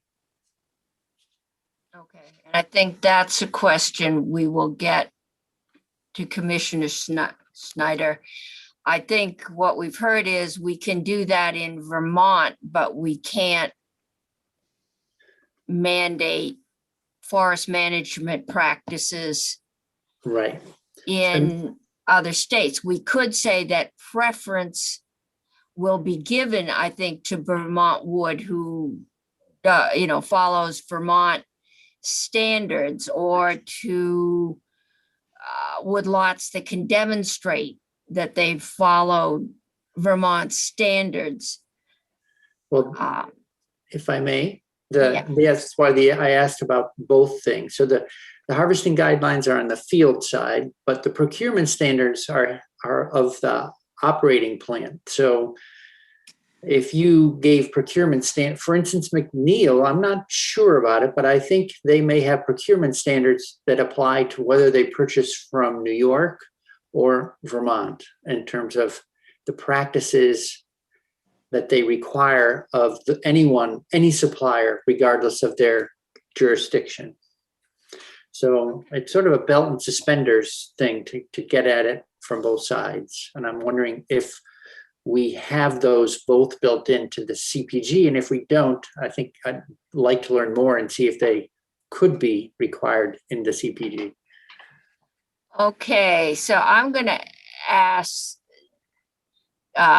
Mary Jo or the PUC to get back to us on what could be, and maybe Ellen, if you could check with McNeil and see what their procurement standards are. We can get an answer to those questions. Okay, I've got one more witness, and you're missing my wonderful presentation on the nurse compact, interstate compact, and it's compelling. So I want to make sure we have time. So any final questions for Commissioner Porter? Okay. So thank you. I think we can put Thank you so much. Appreciate it. your bill back with the limitation that it's for Rygate projects into the bill, and then we'll see what we can find out about procurement standards and what we can require or not require interstate. Okay, our next witness is Annette Smith, who is the Director of Vermonters for Clean Environment. So Annette, the floor is yours. I think we said we'd find a couple minutes, so have a way. Thank you. And if you Madam sent Chair. us. My name is Annette Smith. I'm Executive Director of Vermonters for a Clean Environment. Faith, could I do a screen share, please? Okay, did you send us stuff, Annette? I'm going to be referring to quite a bit of what I already sent you in Yeah, okay, I just wanted to. in a public comment. All right, I am not seeing anything up on the website from you. Did you just send it over? I sent it over several weeks ago. Oh, okay, and it made. I can resend. Yeah, then we'll get it up on the website. We can just go forward And now. there's actually something I'm going to be referring to that was not previously Okay, there. So again, my name is Annette Smith. I'm Executive Director of Vermonters for a Clean Environment. And one of the things that we do at Vermonters for a Clean Environment is look at corporate accountability. And so I'm going to take you through some background on stored solar. Those of you who were on the committee last year will remember that the proposal for the subsidy was by a company called NG, which was a result of a merger of Gaz de France and Suez, very well-capitalized company, and also it was partly owned by Catamount Energy. Sometime in the last year, in 2020, Stored Solar purchased the power plant, as far as I can tell from Secretary of State's records. Turns out that Stored Solar also purchased some plants in Maine, and there's a fair amount of background and news stories from 2017 and 2018. So this one discusses Stored Solar as being owned by a couple whose parent company is Capergy SAS from France. There are stories about loggers not being paid. They got a state subsidy, and part of the conditions for which they have to, under which they have to operate, is that they have to operate for more than 50% capacity, and they have a power contract that pays them $13.40 a megawatt hour. And I'm going to go through this relatively quickly. In September of 2017, this article notes there was a decline in their purchases. They're required to purchase 500,000 tons a year. There were 3 known lawsuits with loggers about contracts, and their contract term also requires that they have more than 40 full-time jobs. So it's a bit different from how it looks like you're putting this together. This is from October of 2017. In this, you will see a similarity to what you were offered, which was an MOU with a New York company for a shrimp farm. And the Stored Solar got a $500,000 state-backed loan for the shrimp farms to put them in 3 places. The article talks about, again, the loggers, they have a back tax bill, they're falling short of their performance benchmarks. And the $50,000 state gift that they got that was referenced in the March 2017 article was referenced as being used to put together an application for a $5 million loan guarantee. And they want to, of course, capture the use power. And this article also discusses the possibility of, in addition to the shrimp farm, greenhouses to grow peppers. And this one was from the next day in 2017, again, left behind a trail of debt, unpaid taxes, broken promises. In this article, which is from October 13th, 2017, the owners speak out and say that they're paying their bills and that they have signed a contract for the shrimp farm, that the revenues were lower and the expenses higher than they expected, that they withdrew the application for the $5 million loan guarantee, and they expect to start building the shrimp farm. In the entrance of time, we are not dealing with a shrimp farm at this point. Well, this goes to the use of the waste heat, whether it's for okay, shrimp farm or something else. And again, talking about capturing the waste heat. More about the shrimp farm, more about the shrimp farm. So the shrimp farm got a lot of interest. In, where exactly, you keep saying these articles, who's writing them? The variety of them, they're all from the main press, Portland Press Herald, the Quaddy Times. Okay, so local newspapers by and large? Newspapers, yeah. They're just, you know, what you can see there. I did send you almost all of these, and so okay, we'll have time to read them. They're just reporting on what the public discussions have been. So this one's from November of 2017, and in this one they're talking about also trying to find a market for the CO2, perhaps for beer making plant or something. So the March 2018 questions about the meeting the requirements of the subsidy. This is the only thing I could find on the main PUC, which is the order related to their contract. This I did not submit to you. I'll send it to you. So it's rather interesting in that it discusses the terms of the contract and the things they have to do and how they didn't totally fulfill the terms. And so at the end of it, they find that they're not entitled to everything. The shrimp thing got a lot of play. This is a really long article. I learned a lot about shrimp farming. Shrimp industry is dirty. I'll move on. But this did question the viability I of the whole believe the proposal. main shrimp industry is in trouble. They have small shrimp, and global warming is warming the main current. I remember reading that. Well, I happened to have at one point looked into buying a trout farm. And so I learned there are certain things that you want, which is a steady water supply, and you don't want to be turning off the heat for a while. So this one is from July 31st. It's the last last article that I found, and it talks about the plant shutting down for 4 months because of low wholesale electricity prices, low value of the RECs. The article goes, it's a fairly long article. Tux Turkle is a very good reporter for the Portland Press Herald, and he writes a lot about energy stories. And so this is very good to look at the overall picture of it. And it says that the owners have found it was uneconomical, even with the state subsidy, to operate. There are some graphs in here that I don't think are showing up. They're supposed to be there, that show the output of the plant. This one is in your record. There's the graphs that, so they were required to have certain plant jobs, electricity output, biomass purchases.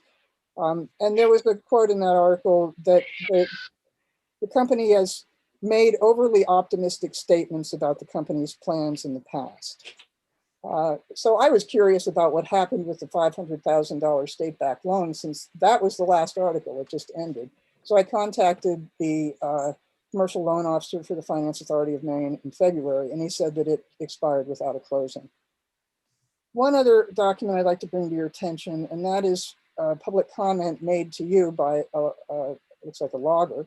And he says, he would like the legislation to address that the power plant be required to make its payments to their wood providers on a weekly basis to ensure a reliable source of income, and that the rate paid by the power plant has a bottom line cap so that it cannot drop to such a low figure that it's no longer feasible to pay the landowner any monetary value.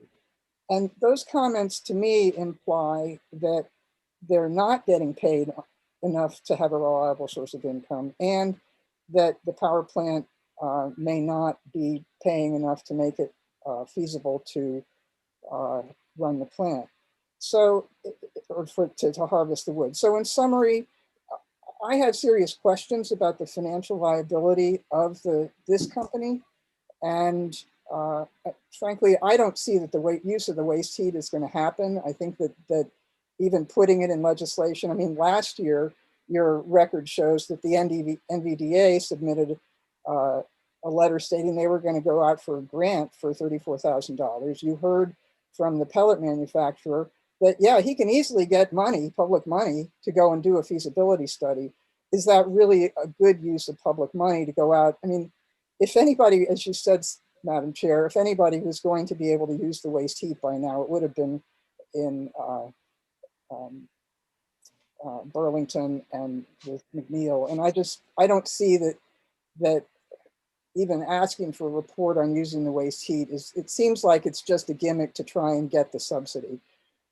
From my perspective, it would be better for the environment to simply pay the loggers to stay out of the woods, because if we're going to give out subsidies, and if it's to be an employment for the loggers, burning trees to make electricity is just bad public policy. But if you're intent on doing this, given the financial record of the company, which is fairly limited, I would suggest not 10 years, not 5 years, maybe at most 2 years, and see how it goes. See if the loggers are getting paid. See if they're getting paid enough to make it worth even being in the woods, so that the landowners are making money.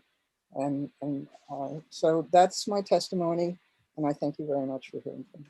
Okay, thank you. Committee, any questions? Senator Bray. Yep. Thank you, Ms. Smith, for your diligence. You always research things before you come in. I appreciate it's like having a citizen legislator join the committee every time. So I have a quick question. If you there are quite a few people I hear from that wish we weren't burning wood at all to make electricity because of the emissions, including the particulates and stuff that we haven't talked about much. Is it, from your point of view, any more desirable to help support that logging industry over there by making pellets that at least go off to create heat as opposed to generate electricity? Well, I think you're looking at apples and oranges because, as you were told by the pellet owner, those are hardwood chips. And the pitch for this plant is that it's using softwood. And, I have harvested pine on my property and hired a portable sawmill, and I have all kinds of lumber stacked and sticked around here that's pine that was harvested on my property. All the rest of it was trucked to Canada. This goes back to the late 90s.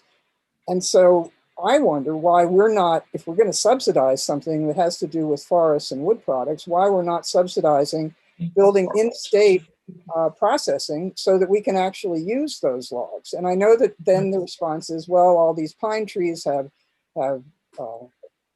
beetle damage and they're no good, but there's a lot of use you can make of lower. I happen to know a lot about wood. I used to be a woodworker. And so it really galled me that all this beautiful pine was going up to Canada to then turn around and come back to Vermont as 2x4s. I got piles of 2x4s out here that were cut and harvested right here on my property. So I think we need a paradigm shift in terms of what we're doing with our forest products. And the last thing we should be doing is burning trees to make 23% efficient electricity. And if you want me to go further on the baseload question, we're moving towards mostly intermittent resources that ramp with natural gas, not with baseload plants like nuclear. And that's why the nuclear plants are shutting down. It's simply not economic. And if this company hasn't been able to make the 2 plants in Maine work, I think we really should wonder how viable it is to continue subsidizing it at ratepayer expense for 5 years. And let's see what it really can do. And maybe the company can come in and say, everything's wonderful in the last 2 years, and that's why there have been no articles, but I couldn't find anything after the end of 2018, including any activity on the Maine PUC site. Thank you. Other questions? Senator Sorokin. Thank you, Madam Chair. I've been relatively quiet on this bill, and I'm sort of still at the 64,000 foot level. I don't know exactly how I would vote at this particular point, but I thought Senator McDonald gave a great summary of the shortcomings of this plant. And the question I keep asking myself after last year is, if we do 10 years or 5 years, are we going to be back here in 5 or 10 years with the exact same questions and problems? And I keep thinking of Vermont Yankee. We bit the bullet. We had to, we subsidized the workers.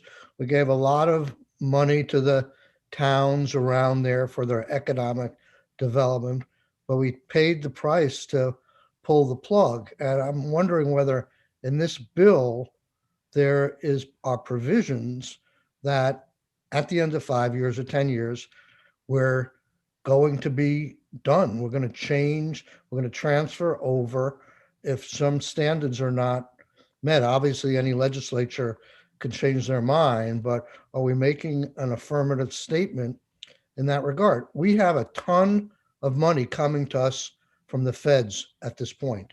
And could we use some of that money to transition, or should we be using some of that money to transition from, for all the reasons Senator McDonald said, some endpoint here? I don't know the answer to that, but I think the last witness adds to that, and Senator McDonald has a summary, and I think that's the elephant in the room. I think what I've heard is from the foresters is right now, this is the way the good logs probably go to Canada, and they're left with piles of stuff, and being able to sell that stuff is their economic viability. I think there is a good question as to why are we sending it to Canada and not here. But right now we're dealing with, so if we just shut this place down, what happens to all those foresters, many of whom's domestic partners are probably unemployed at the moment? And so how do we transition out? And that's something I think we need to think about, and how, and I'm going to look at your committee, Senator Sirotkin, but how do we work that economic? We've been dealing with forestry for years. I'm not, as you know me, I'm not in favor of putting anybody out of work or hurting anybody's income. But is there a plan within this bill No. to plan for that transition, or are we just going to be back in the same place? And I think we have some money, and we did it with Vermont Yankee. It seemed to be a much bigger plant than this plant, that's for sure. And a lot more economic concerns there, but we did it because we felt. I think Brattleboro might debate us on how well we did that. My understanding is their economy is in big trouble. Well, good question, good point, and we would have to do it right. But are we? Their plant couldn't compete in the open market. Right. Okay. And that's something. And we've got 3 days, ladies and gentlemen, to do this. But we could do a limited extension, put some conditions on it, and then do another, how are we transitioning our economy out of the 19th century when we were doing paper, and paper was the big driver, and lumber, and where are we going to move it, and how are we going to get those folks moved into the 21st century? But I don't think we're going to do that in 3 or 4 years. Annette, I've got this as committee discussion, unless you've got something to I just really. want to clarify that I believe the testimony you heard was that the good saw logs right now are going to a lumber yard over in New Hampshire for cutting it. And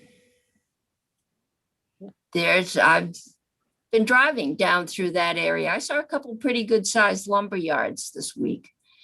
I've got Senator Pearson and then Senator Hardy. I have 2 questions, I guess one for you, Madam Chair, and one for Annette. The plant has a decommissioning fund, and I don't know if we could hear from someone maybe at the PUC or Public Service Department about whether or not that fund, is it just to physically dismantle it, or does it handle workers in any way? I'd be curious. We haven't heard anything about it, but that's the first I've heard about it. Oh, it was very clear that the owner testified that, because I asked, why would you buy this plant in the middle of us having this?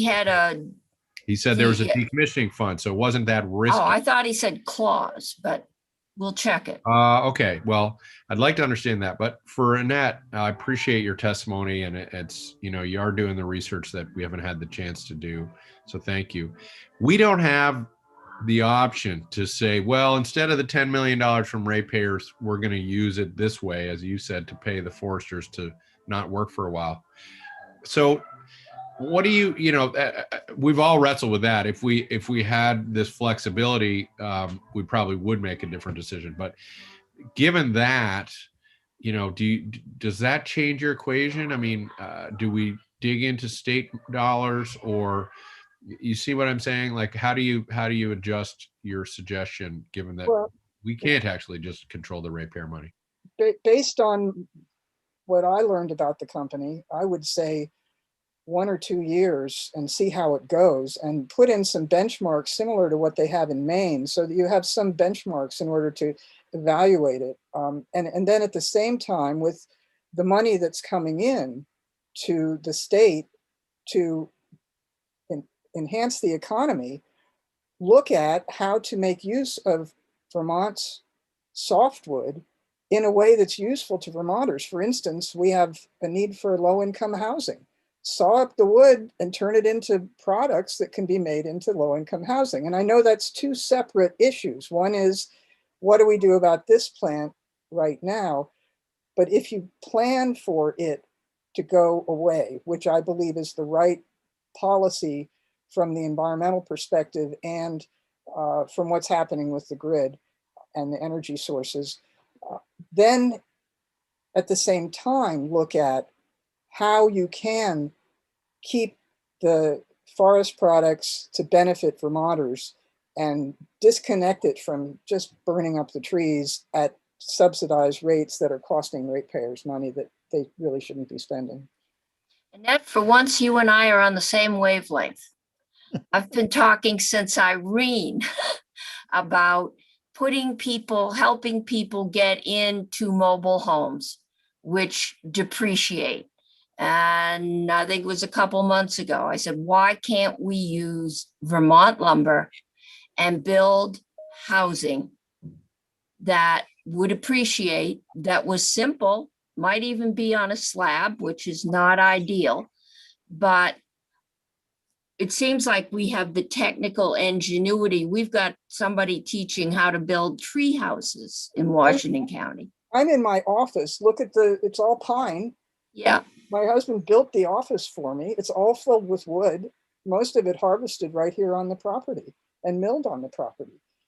We have great resources in Vermont if we can put them to use in a much more effective way. And well, I've worked with people who live in mobile home parks, and I feel so bad for the quality of life that they have. And we just really ought to be able to make tiny houses that are from Vermont products. So thank you. But that we're not going to do in a year or two, but it would give us something to perhaps use some of the money, perhaps charge VTC or one of our state colleges with developing those plans. And I think we do need to talk about transition, but we got 2 days to put this together. I've got Senator Hardy and then Senator Bray. I have a clarifying question. I'm not sure who it's for, maybe Ellen, if she's still here. But if we don't do anything and we don't pass this bill just provides them a subsidy, basically, the plant a subsidy, a ratepayer subsidy, so that it's about financing it. It's not about whether or not we're closing it or keeping it. So if we don't pass the bill, the plant could still continue to exist. It's just a question of whether or not it would be economically viable. Is that, maybe this isn't a question for Ellen. I see Senator Pearson nodding, but that's what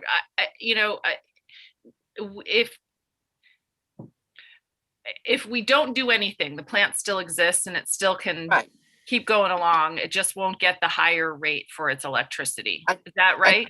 I think what we've heard in the past is it would not be economically viable. Okay, so it would eventually probably have to shut down because of it's not economically viable. Okay, I just wanted to be clear about that.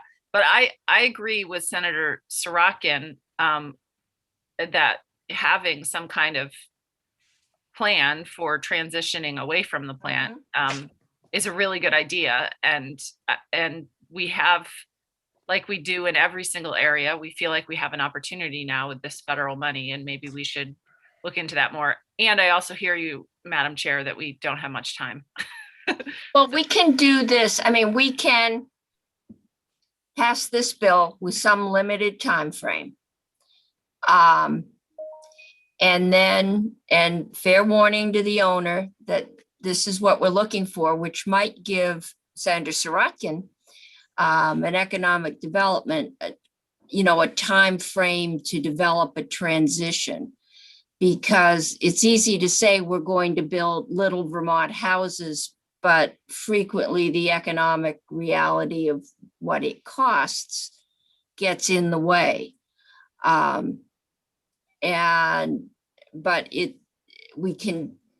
That doesn't have to be done. And this is the first year of the biennium. So we have the time to do something with quality.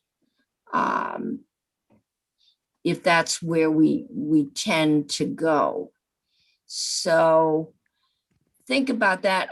Dylan, I'm going to give you and the owners, your financial viability has been called into question. I think that those articles were a couple years old. So I'm going to give you a chance to respond to anything else you've heard today, not today. Whenever we're taking this up again. And committee, get me your thoughts on what you would like to do with this so that we can get it put together, preferably email me, Senator Bray.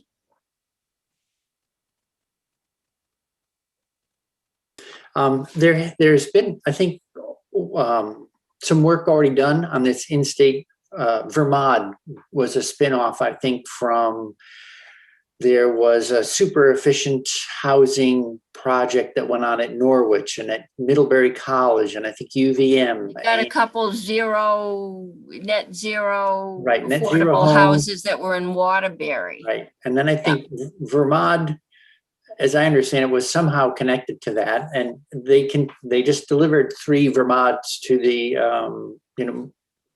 mobile home park near me. But I think the challenge is it's turned out not a really a surprise. You already said this.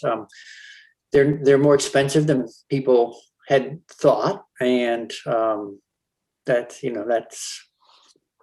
anyway. We would just have to acknowledge that Vermont is usually, I think, the low cost provider of nothing, but we are a high quality provider of many things. So it could be that we figure out a way to get ourselves there. But I don't think it will be that we'll be cheapest. Not just the lumber, it's the copper wiring and the PVC piping, and building is very, very expensive. Our advice to people that wanted to build their own home and buy land was just make sure you have a large contingency fund, because Right. It never comes in on budget. Well, and lumber is up so much that I just read something that said the average house that you should allow $20,000 of a bump up just because lumber prices happen to be high right now. So Yeah. there's a lot of No, money I saw condos built 1 year apart and the bump was $100,000. Wow. And that's when copper, PVC, and Canadian plywood went up. So it is very hard to build an affordable house. Okay, we're going to move on to our last topic, which is, came to us today. And at one point we thought we had extra time because chair's meeting isn't until 5, but is the nurse compact bill. And no, I don't need Lewis. Nolan is here. I'm the reporter. Senator Hardy's on the bill, and we did this bill last year. It's coming back to the floor. We've got it. Lauren is here. So, Lauren, we're looking at the financial impact to the state, but why don't you tell us, because I know when we first started talking about this, professional regulation wasn't really excited about the idea, and you've come around, and then we'll let Nolan tell us what we need to know. Good afternoon, Madam Chair. I think you were just talking to me, but I couldn't hear you at the beginning of what you were saying, so I apologize. No, just that as I remember it, the Office of Professional Regulation didn't jump on this bandwagon and yell hooray when it first got suggested. You've come around, and I'm just, what's the thought process? I love that that's your first question for me. And for the record, my name is Lauren Hibbert. I am the Director of the Office of Professional Regulation. And yes, we did not have an enthusiastic, let's get on the bandwagon when this issue has been raised. And it has been raised consistently for probably 12 years. And maybe we've just gotten worn down, but I actually think it's not that. What's happened is More and more states have joined the compact. Now 34 states are part of the compact. A new one. Yes, and so 34 states, some of our sister states, so the states close to us, have joined the compact since the beginning of the conversation, notably New Hampshire and Maine. New York and Massachusetts both have pending bills.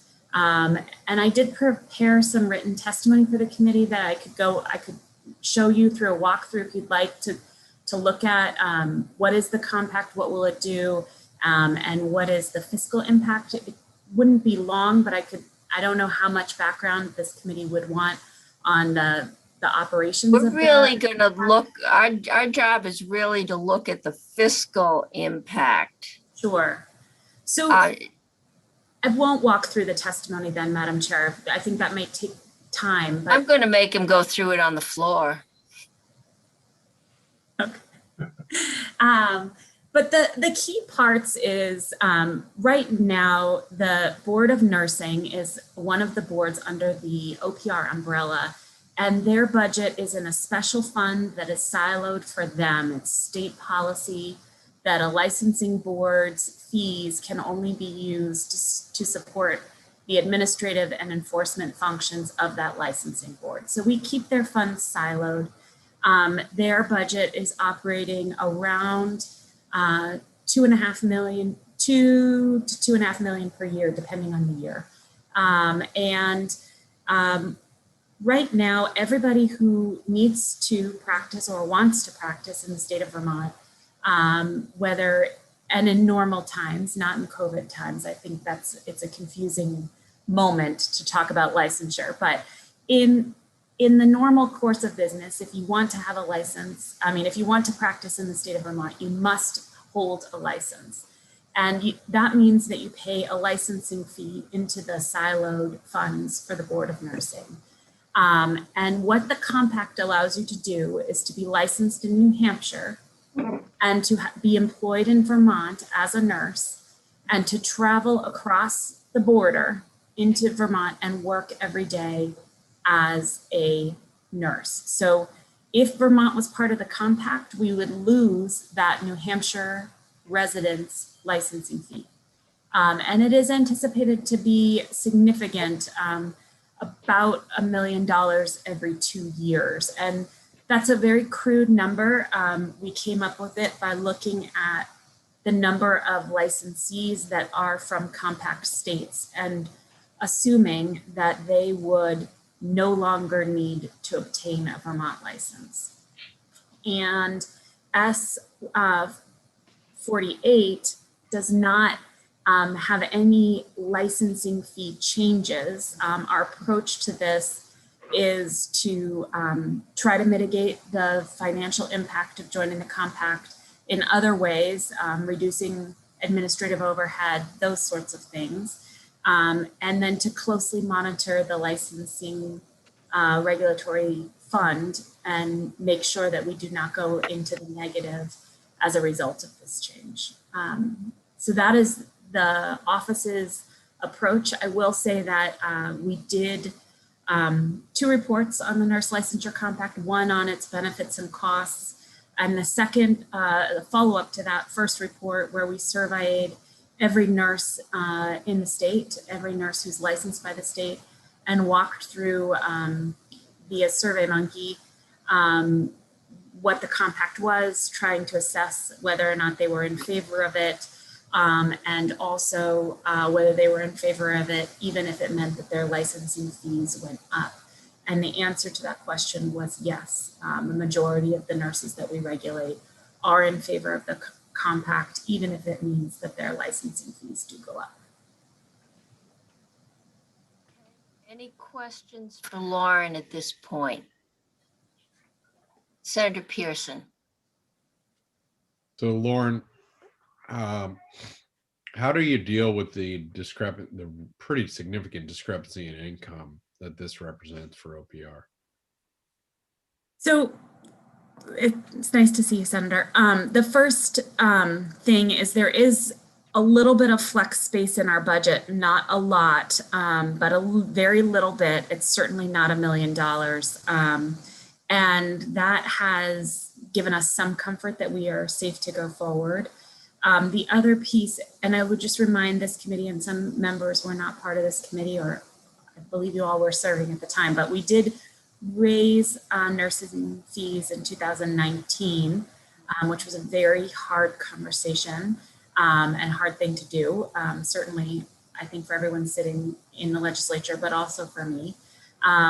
And so I'm hesitant to propose anything that would cause an immediate RN fee increase or LPN fee increase. So driving down costs through administrative efficiencies, for us, that is our licensing system. We have just finished, or we're rounding out the end of the completion of that build. I do think that our IT costs are about to go down, reduce, not to zero, but reduce.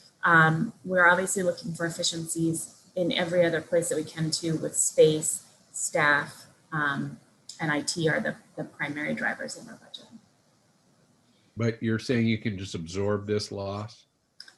I am not saying we can just absorb this loss. I'm saying that we feel comfortable looking at this loss and trying to mitigate it the best that we can. And if we cannot, that we will come and ask for a fee increase, and that we have spoken with the licensed community and they would like us to move forward with this, even though that is a possibility.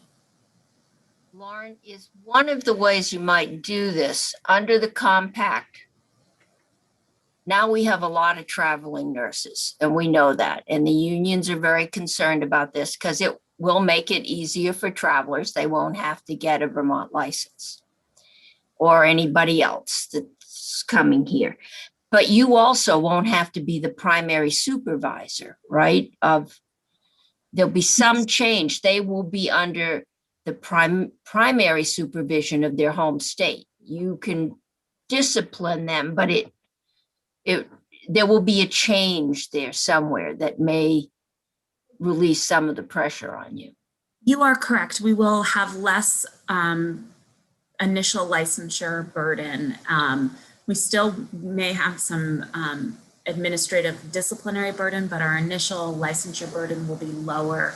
The burden to renew a license, the staff time and the output to renew a license is very low. So I wouldn't calculate that, but the initial licensure is in effect. And we're very proud of how fast we license nurses in this state. And I will say that this will make traveling easier. The other folks that this will make life easier for are people who are not traveling in, but are providing telehealth for practices in the evening or off hours. The majority of those nurses are not located in Vermont. They're located in another state providing a service to a practice here. And the other folks are people who are contemplating moving to Vermont. We have done some anecdotal, we know anecdotally, and there has been some research that people with professional licenses have trouble moving from state to state because of the perceived or actual barriers to coming to a new state. And we are we are a recipient of a federal Department of Labor grant that focuses on license portability, mobility, and reciprocity. And I will say that the Department of Defense believes strongly in compacts, particularly for military spouses who follow military members. Yeah, the trailing spouse. If you're trying not to use that. I was trying not to use it. But they're there. Yeah. Okay, Nolan, I think we've stolen your thunder, but you want to give us the fiscal note? Sure. For the record, Nolan Langwell, the Joint Fiscal Office. My testimony is pretty much what Lauren said. The end. No. I do have a fiscal note. It's on the website, but I think Lauren pretty much covered it. I can pull it up. I don't have a share screen. Maybe if I could get access real quick, I can pull it up real quick.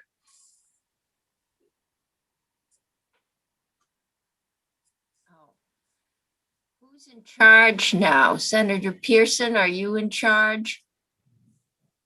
You give Yes. Nolan. Nolan, I don't know. Should we vote on that? I wouldn't. I wouldn't give me access. All right. Last time he Zoom bombed us, so I don't know. Oh, come on. Here we go. Where's the fiscal note? There's the fiscal note. All right. So most of this information, can I just say OPR, Lauren has been super helpful in this. I looked over the studies that she referenced, and this information is from those studies and from conversations with Lauren. And I'll just keep it brief. In short, it's an estimated revenue reduction of 900 to $1 million, but it's over a 2-year period. And that would be the loss of the nursing license fees. So you can see if because of the timing of when the renewals happen, there wouldn't be an impact in fiscal year 22. In 23 is when the majority of those licenses are renewed.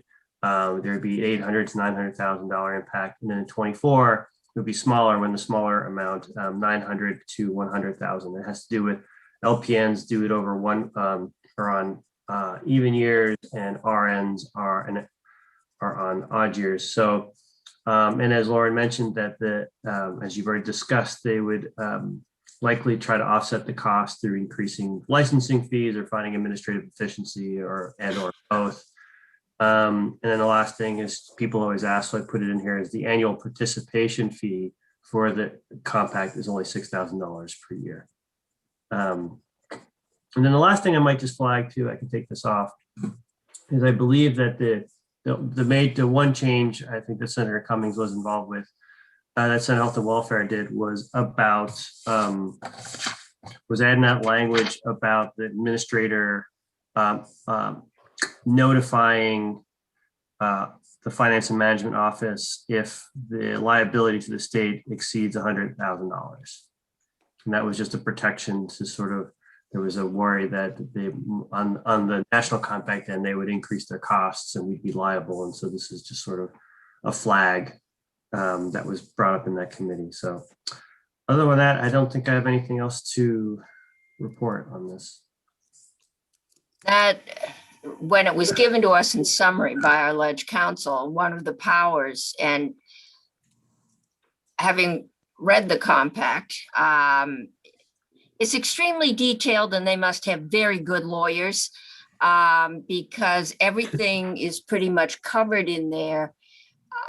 They can't pledge the credit of the state, but the committee in every state that joins has one representative on the committee. In our case, it would be the director of the Commissioner of Nursing or the nursing board or designee. But they can vote to borrow money. And right now, they have one employee. They've got some pretty heavy subsidy from a national nursing organization. They're pretty minimal. But there's no guarantee that they would stay minimal, and there is no limit in the compact about the amount of money that could be borrowed. So we tried joint fiscal committee, and there was some, we really don't need any more, so just if they're gonna vote to borrow more than $100,000, somebody who does budget in the state should know. That's all it says. And for what it's worth, I'll give you my 3 minutes about why I've decided to support this. And I think it came down to the same reason I gave for the insurance sandbox legislation. Today's generation is not our grandparents or our parents or even some of ours. They don't get out of school, get married, or get a job, get married, have kids, buy a house and an insurance project. They want to move. They buy disposable furniture. They rent. They want to keep their options open, and they want to be fluid. Right now, if you want to go, you're a nursing student here, and you really think you want to go someplace where you don't have to buy snow tires, you give up your Vermont license, or you probably don't pay to renew it because we're fairly high, and you take a license out in a state farther south. This will allow you to be a Vermont nurse, and you can travel south or to the big city.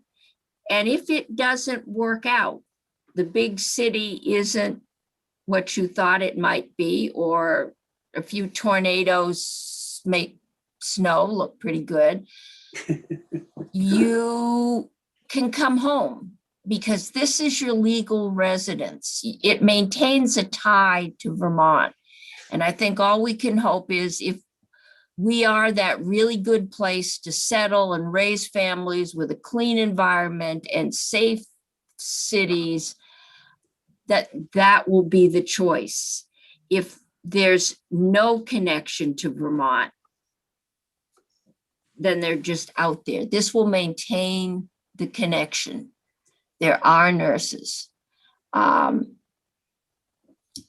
should tell you, yeah, the unions, their testimony was they're not happy with this, mostly because of the pay differential between traveling nurses and local nurses. It's unbelievable. We have a nursing shortage, and the amount and the benefits that are going to traveling nurses is mind-blowing.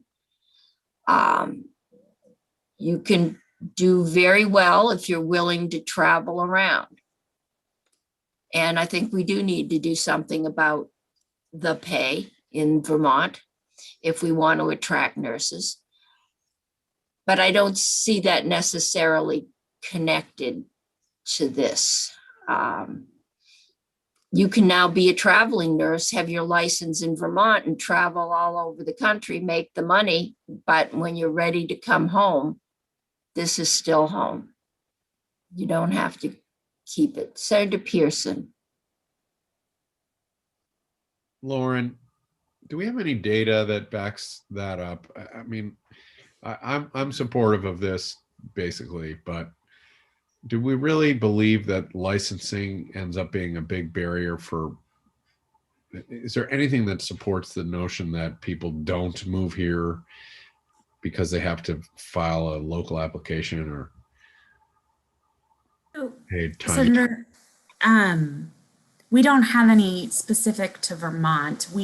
I could send you some, think tank articles on this, some economist articles about the disincentive to move if you have a professional license. But I don't think that's your question. I could be wrong, but I think you're asking more, do I know that people choose to not move to Vermont because of the licensing burdens? And I don't know that personally.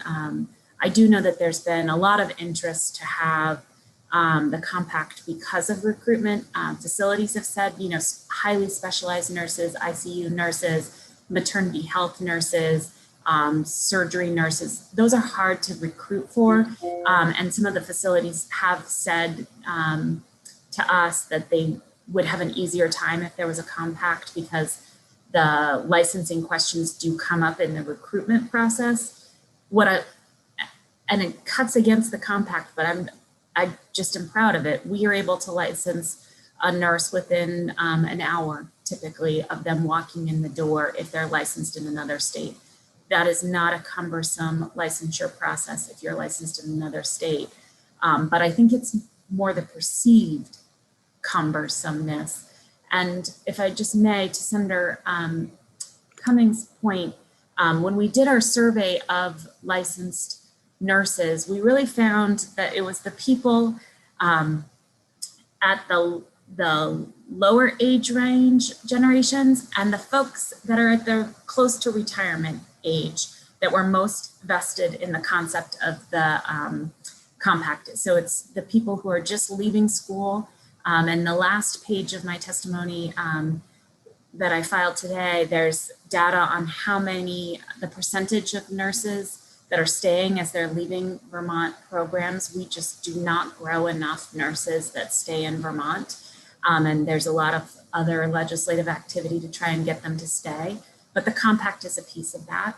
And then it's the retirees or close to retirees who think that it might be a good idea to go in an RV down to Florida for the winter and then come back up here to practice in the summer, perhaps. And you could practice in Florida.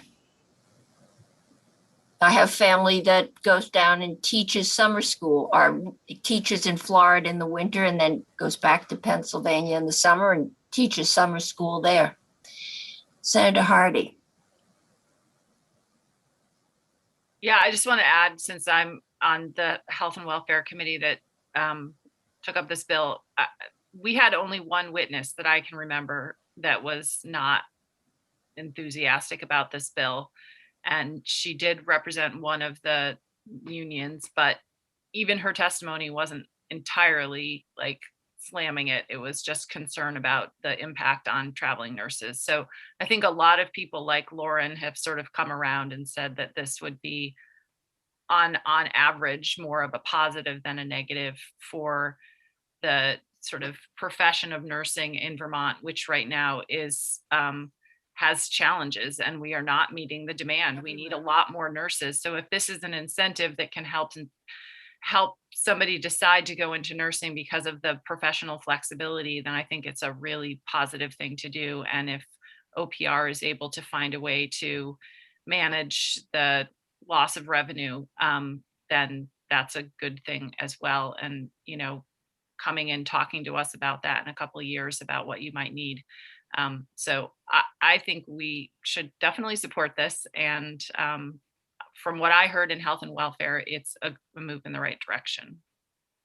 I think the thing we heard that was most surprising that we heard in health and welfare was that even during the pandemic, when Vermont was a relatively safe place to practice, and we were allowing out-of-state people to come in and practice, that we weren't a prime place for traveling nurses to go.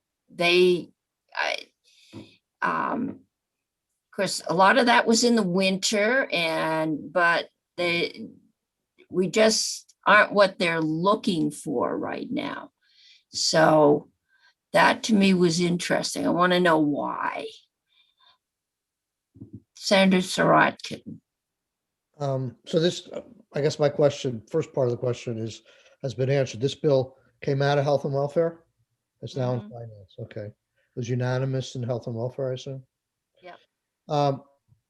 Lauren, on the money issue, you mentioned that, was it you were that OPR was concerned that if you can't find the money to sustain the board, you've told people that you're going to come back for a fee increase? Is that what? Who did you tell? That is correct, Senator Sirotkin. I've tried to make that as clear as possible on every testimony on the issue, every filing on this issue, but also we conducted a survey of all 20,000 Vermont licensed nurses and asked them how they felt about the compact, sent them our first report on the compact and told them that if we joined the compact that there may be a rise in licensing fees. I believe, I don't have the report in front of me, but I believe we heard back from an astonishing amount. I think about 47% of our licensee base responded to the survey, and was about 18 questions. And they were in favor of the compact, even if it meant that we might have to raise their fees down the line. So I guess my question is, I've seen a lot of battles over fee increases, and sometimes they're successful in stopping the fees. And I'm wondering, does this bill allow you to raise the fees, or it just allows you to come back to the legislature to ask for increase in fees? It actually is silent on licensure fees altogether. But the way that I do not have authority to raise fees without coming back in front of the legislature and having this conversation in a public process. I mean, one option would be to allow you to raise fees in this bill if you hit a certain threshold. And I'm wondering if that was an automatic happening, whether the response would be any different to your questionnaire. I honestly don't know. I would have to go back and look at the questionnaire.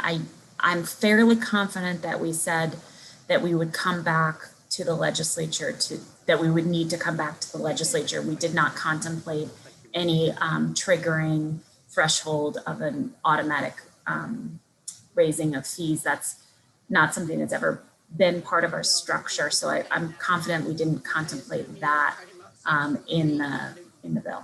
I mean, in the survey.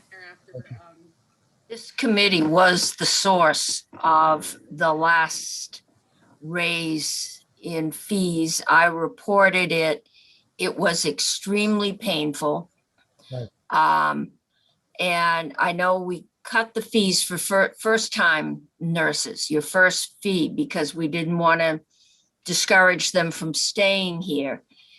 The thing that stuck with me all these years was the nurse who said, why should I pay $125 to get licensed in Vermont when I could go to Maine, pay half that, and be licensed in 13 states? She now can be licensed in 33 states. You know, to me, this train is leaving the station. When we were doing this 2 years ago, or a year ago, we passed this bill a year ago. When we were doing this a year ago, there was a push to get it done because there was some incentive for being one of the first 25. I don't know what it was, but we didn't get it. We're now up to, the thing I have from Ledge Council was 33, but Lauren says there's now 34. The majority of the country is here. We've done it with Well, some financial licensing. I certainly support the compact idea. The reservation I have is giving up $1 million in fees. I think we all do. Senator Pearson. Well, I've spoken a bunch. Senator Brock. Senator Brock. Thank you, Senator Pearson. Just a question. I am supportive of removing these restrictions as well. I am concerned, as Senator Sorokin, though, about the costs that we bear. The other concern, though, that I have, and I wonder if, Lauren, you have any potential feedback.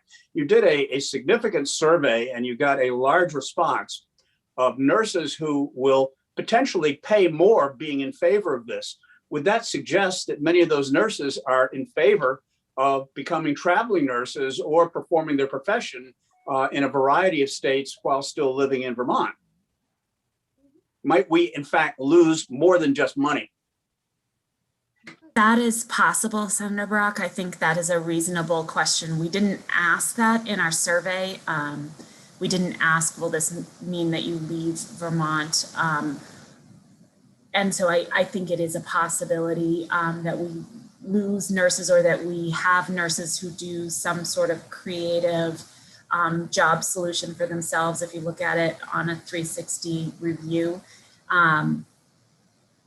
What I do know is that the chair of the Board of Nursing teaches at UVM, and she speaks about the Board of Nursing's function and what they do to all graduates of that program and at every level. And whether or not we are part of the compact is one of the first questions that her students ask her. So what I know is that the students of nursing are supportive of the compact in part because it's the new future, and they're asking not because they don't want to practice in Vermont, but because they want the flexibility that they know will happen under the compact. And that does include being able to travel and work outside of Vermont.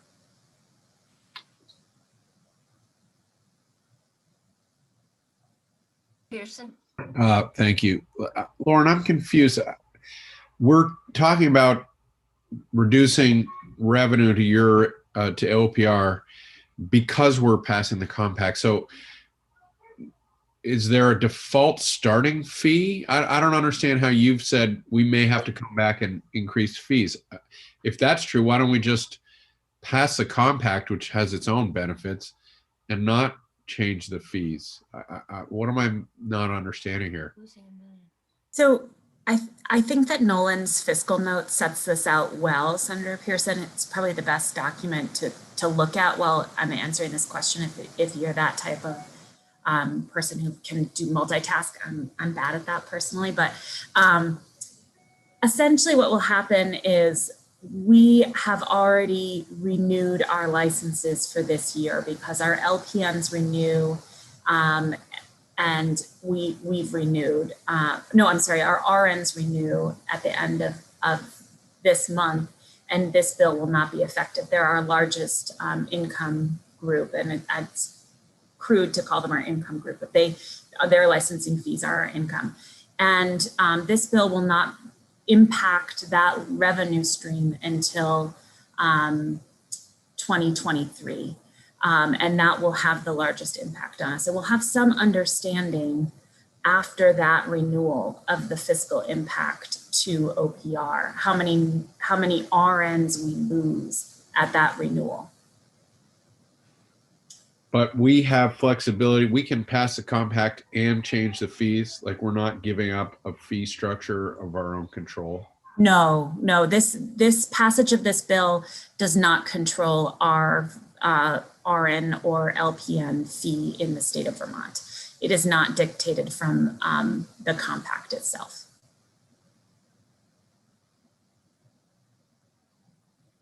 Did you just call on me, Madam Chair? I did. Okay. I must be getting my quarter inch away from the microphone. That's okay. So one thing, Senator Pearson, that you may not be understanding, and I say this because I didn't understand it at first when we did this bill, is that the fees that we're losing is from out-of-state nurses who have to get a Vermont license. So people in the state of Vermont who are practicing in Vermont and are Vermonters will still have to get a license. But the $1 million that we may lose is from New Hampshire, Maine, Michigan, wherever they are from, who might be practicing in here. They might be traveling nurses. They might just live over the border and drive into Vermont, or they might be doing telehealth.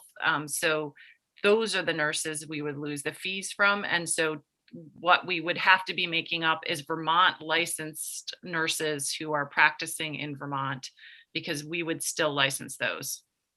So. Thank you. That's helpful.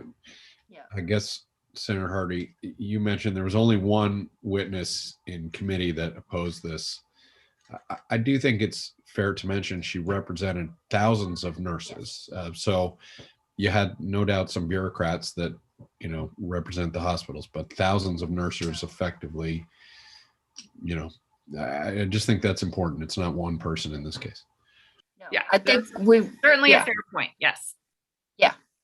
And I think her big issue was that there are so many traveling nurses that are making so much money and working next to Vermont nurses who are not. Well, and we're all paying for it. And, I do think we are, but nurses right now are an absolute demand. There is a shortage in the entire country. They can go anywhere they want and pretty much command what they want to get paid. It's maybe that will change, but right now it's a highly, highly competitive market. And yeah, it will make it less costly. But we heard that it's usually the companies that pay the fee, so it's not going to really impact the nurses. But we do have an issue with low salaries. Vermont has always been a low-wage state across the board. And we talk about the $2,000, what is it, Vermont premium, or that's the pay cut you take to move to Vermont in general. We need to work on that. Senator Surratt can. So you said something like the total fees are $2 to $2.5 million right now? Lauren, is that correct? That's your budget. Yes, our operating budget is, it's currently 1,900,000 and something, but it's projected to be, it fluxes and it goes between around that to just 2 million to 2.5. And what Nolan projects is $1 million loss over 2 years? Right. So if you look at it that way, we have a $4 million budget over 2 years and we would lose about $1 million. So about a fourth. So if we were to have a fee increase either now or in the future, that would be like a 25% fee increase to keep us whole. And it's going to be on the backs of Vermont nurses, while the traveling nurses who are making big salaries don't have to pay anything. That is the concern. I don't think that I think you articulated it perfectly, the concern that I don't think that will happen. I don't see a 25% fee increase happening because of our push down on our other costs. And the other piece is that I just want to say that we haven't seen in other states that have implemented the compact that they had more travelers. There isn't a direct correlation of passage of the compact that means that you will have more travelers. And in fact, there was some testimony in Senate Health and Welfare that people are having trouble finding travelers now because there's such a demand for nursing at every level, whether it's a traveler or not. And I know that there's a lot of competition between hospitals to try and keep and recruit nurses, including the travelers. They're trying to poach the travelers to stay. And there's quite a few incentives out there for the facilities, and they're just having a really hard time getting that done. Am I missing something, or is that an argument against the bill? That is me telling you that I don't think that this bill will cause more travelers to come to the state. But the argument for the bill is that if you relieve them of the licensing requirement, they will come. No. My supposition is that if the compact is enacted, that we will be able to attract more nurses to come to Vermont to stay, and not to travel, but to stay. And I do think that is possible. I think that people see moving as logistically hard. I can only speak as to myself. I'm a lawyer, I'm licensed in 3 states. It's hard for me to move from state to state. I wouldn't want to leave Vermont for many reasons, but I think that when you have a professional license, it's difficult to contemplate moving, and the compact helps that. I have definitely heard that from people in recruitment at facilities. You're graduate in Vermont and you're 22 years old. The thought of being able to pack up your RV and work and make a lot of money all over the country is pretty appealing. You get to be somewhat older, and that living out of a suitcase might not be as appealing. And the question is, where are you going to go? If your license is in Vermont, if you're a Vermont nurse, I think you're going to be more, and you're a Vermonter. So your family's here, you got 4 generations in the ground. You're more likely to come home than, well, I'm here in Topeka and I like this apartment. So, and I got a Kansas license, so I'll stay there. We don't know. It's the future. It is the absolute future of professional licensing. You're seeing it. The pandemic has broken it wide open. Telemedicine is, you can get on, it's at ZocDoc, and you can get it. Telemedicine. We have a lot of mental health counseling going on online. It's the future. And Vermont's either gonna be part of it or it's not. So Ruth, you've been sitting Yeah, through all of this. I would say that the testimony we got on traveling nurses, nobody knows what the impact is going to be, and everybody admitted that. There was obviously concern about it, but nobody really knows.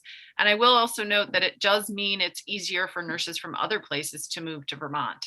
So when we're able to attract nurses in, then they are already, have a license, so they can come and try it out and see if they want to come and live here. So it can go both ways. It's not just an exit ticket. It can be an entry ticket too.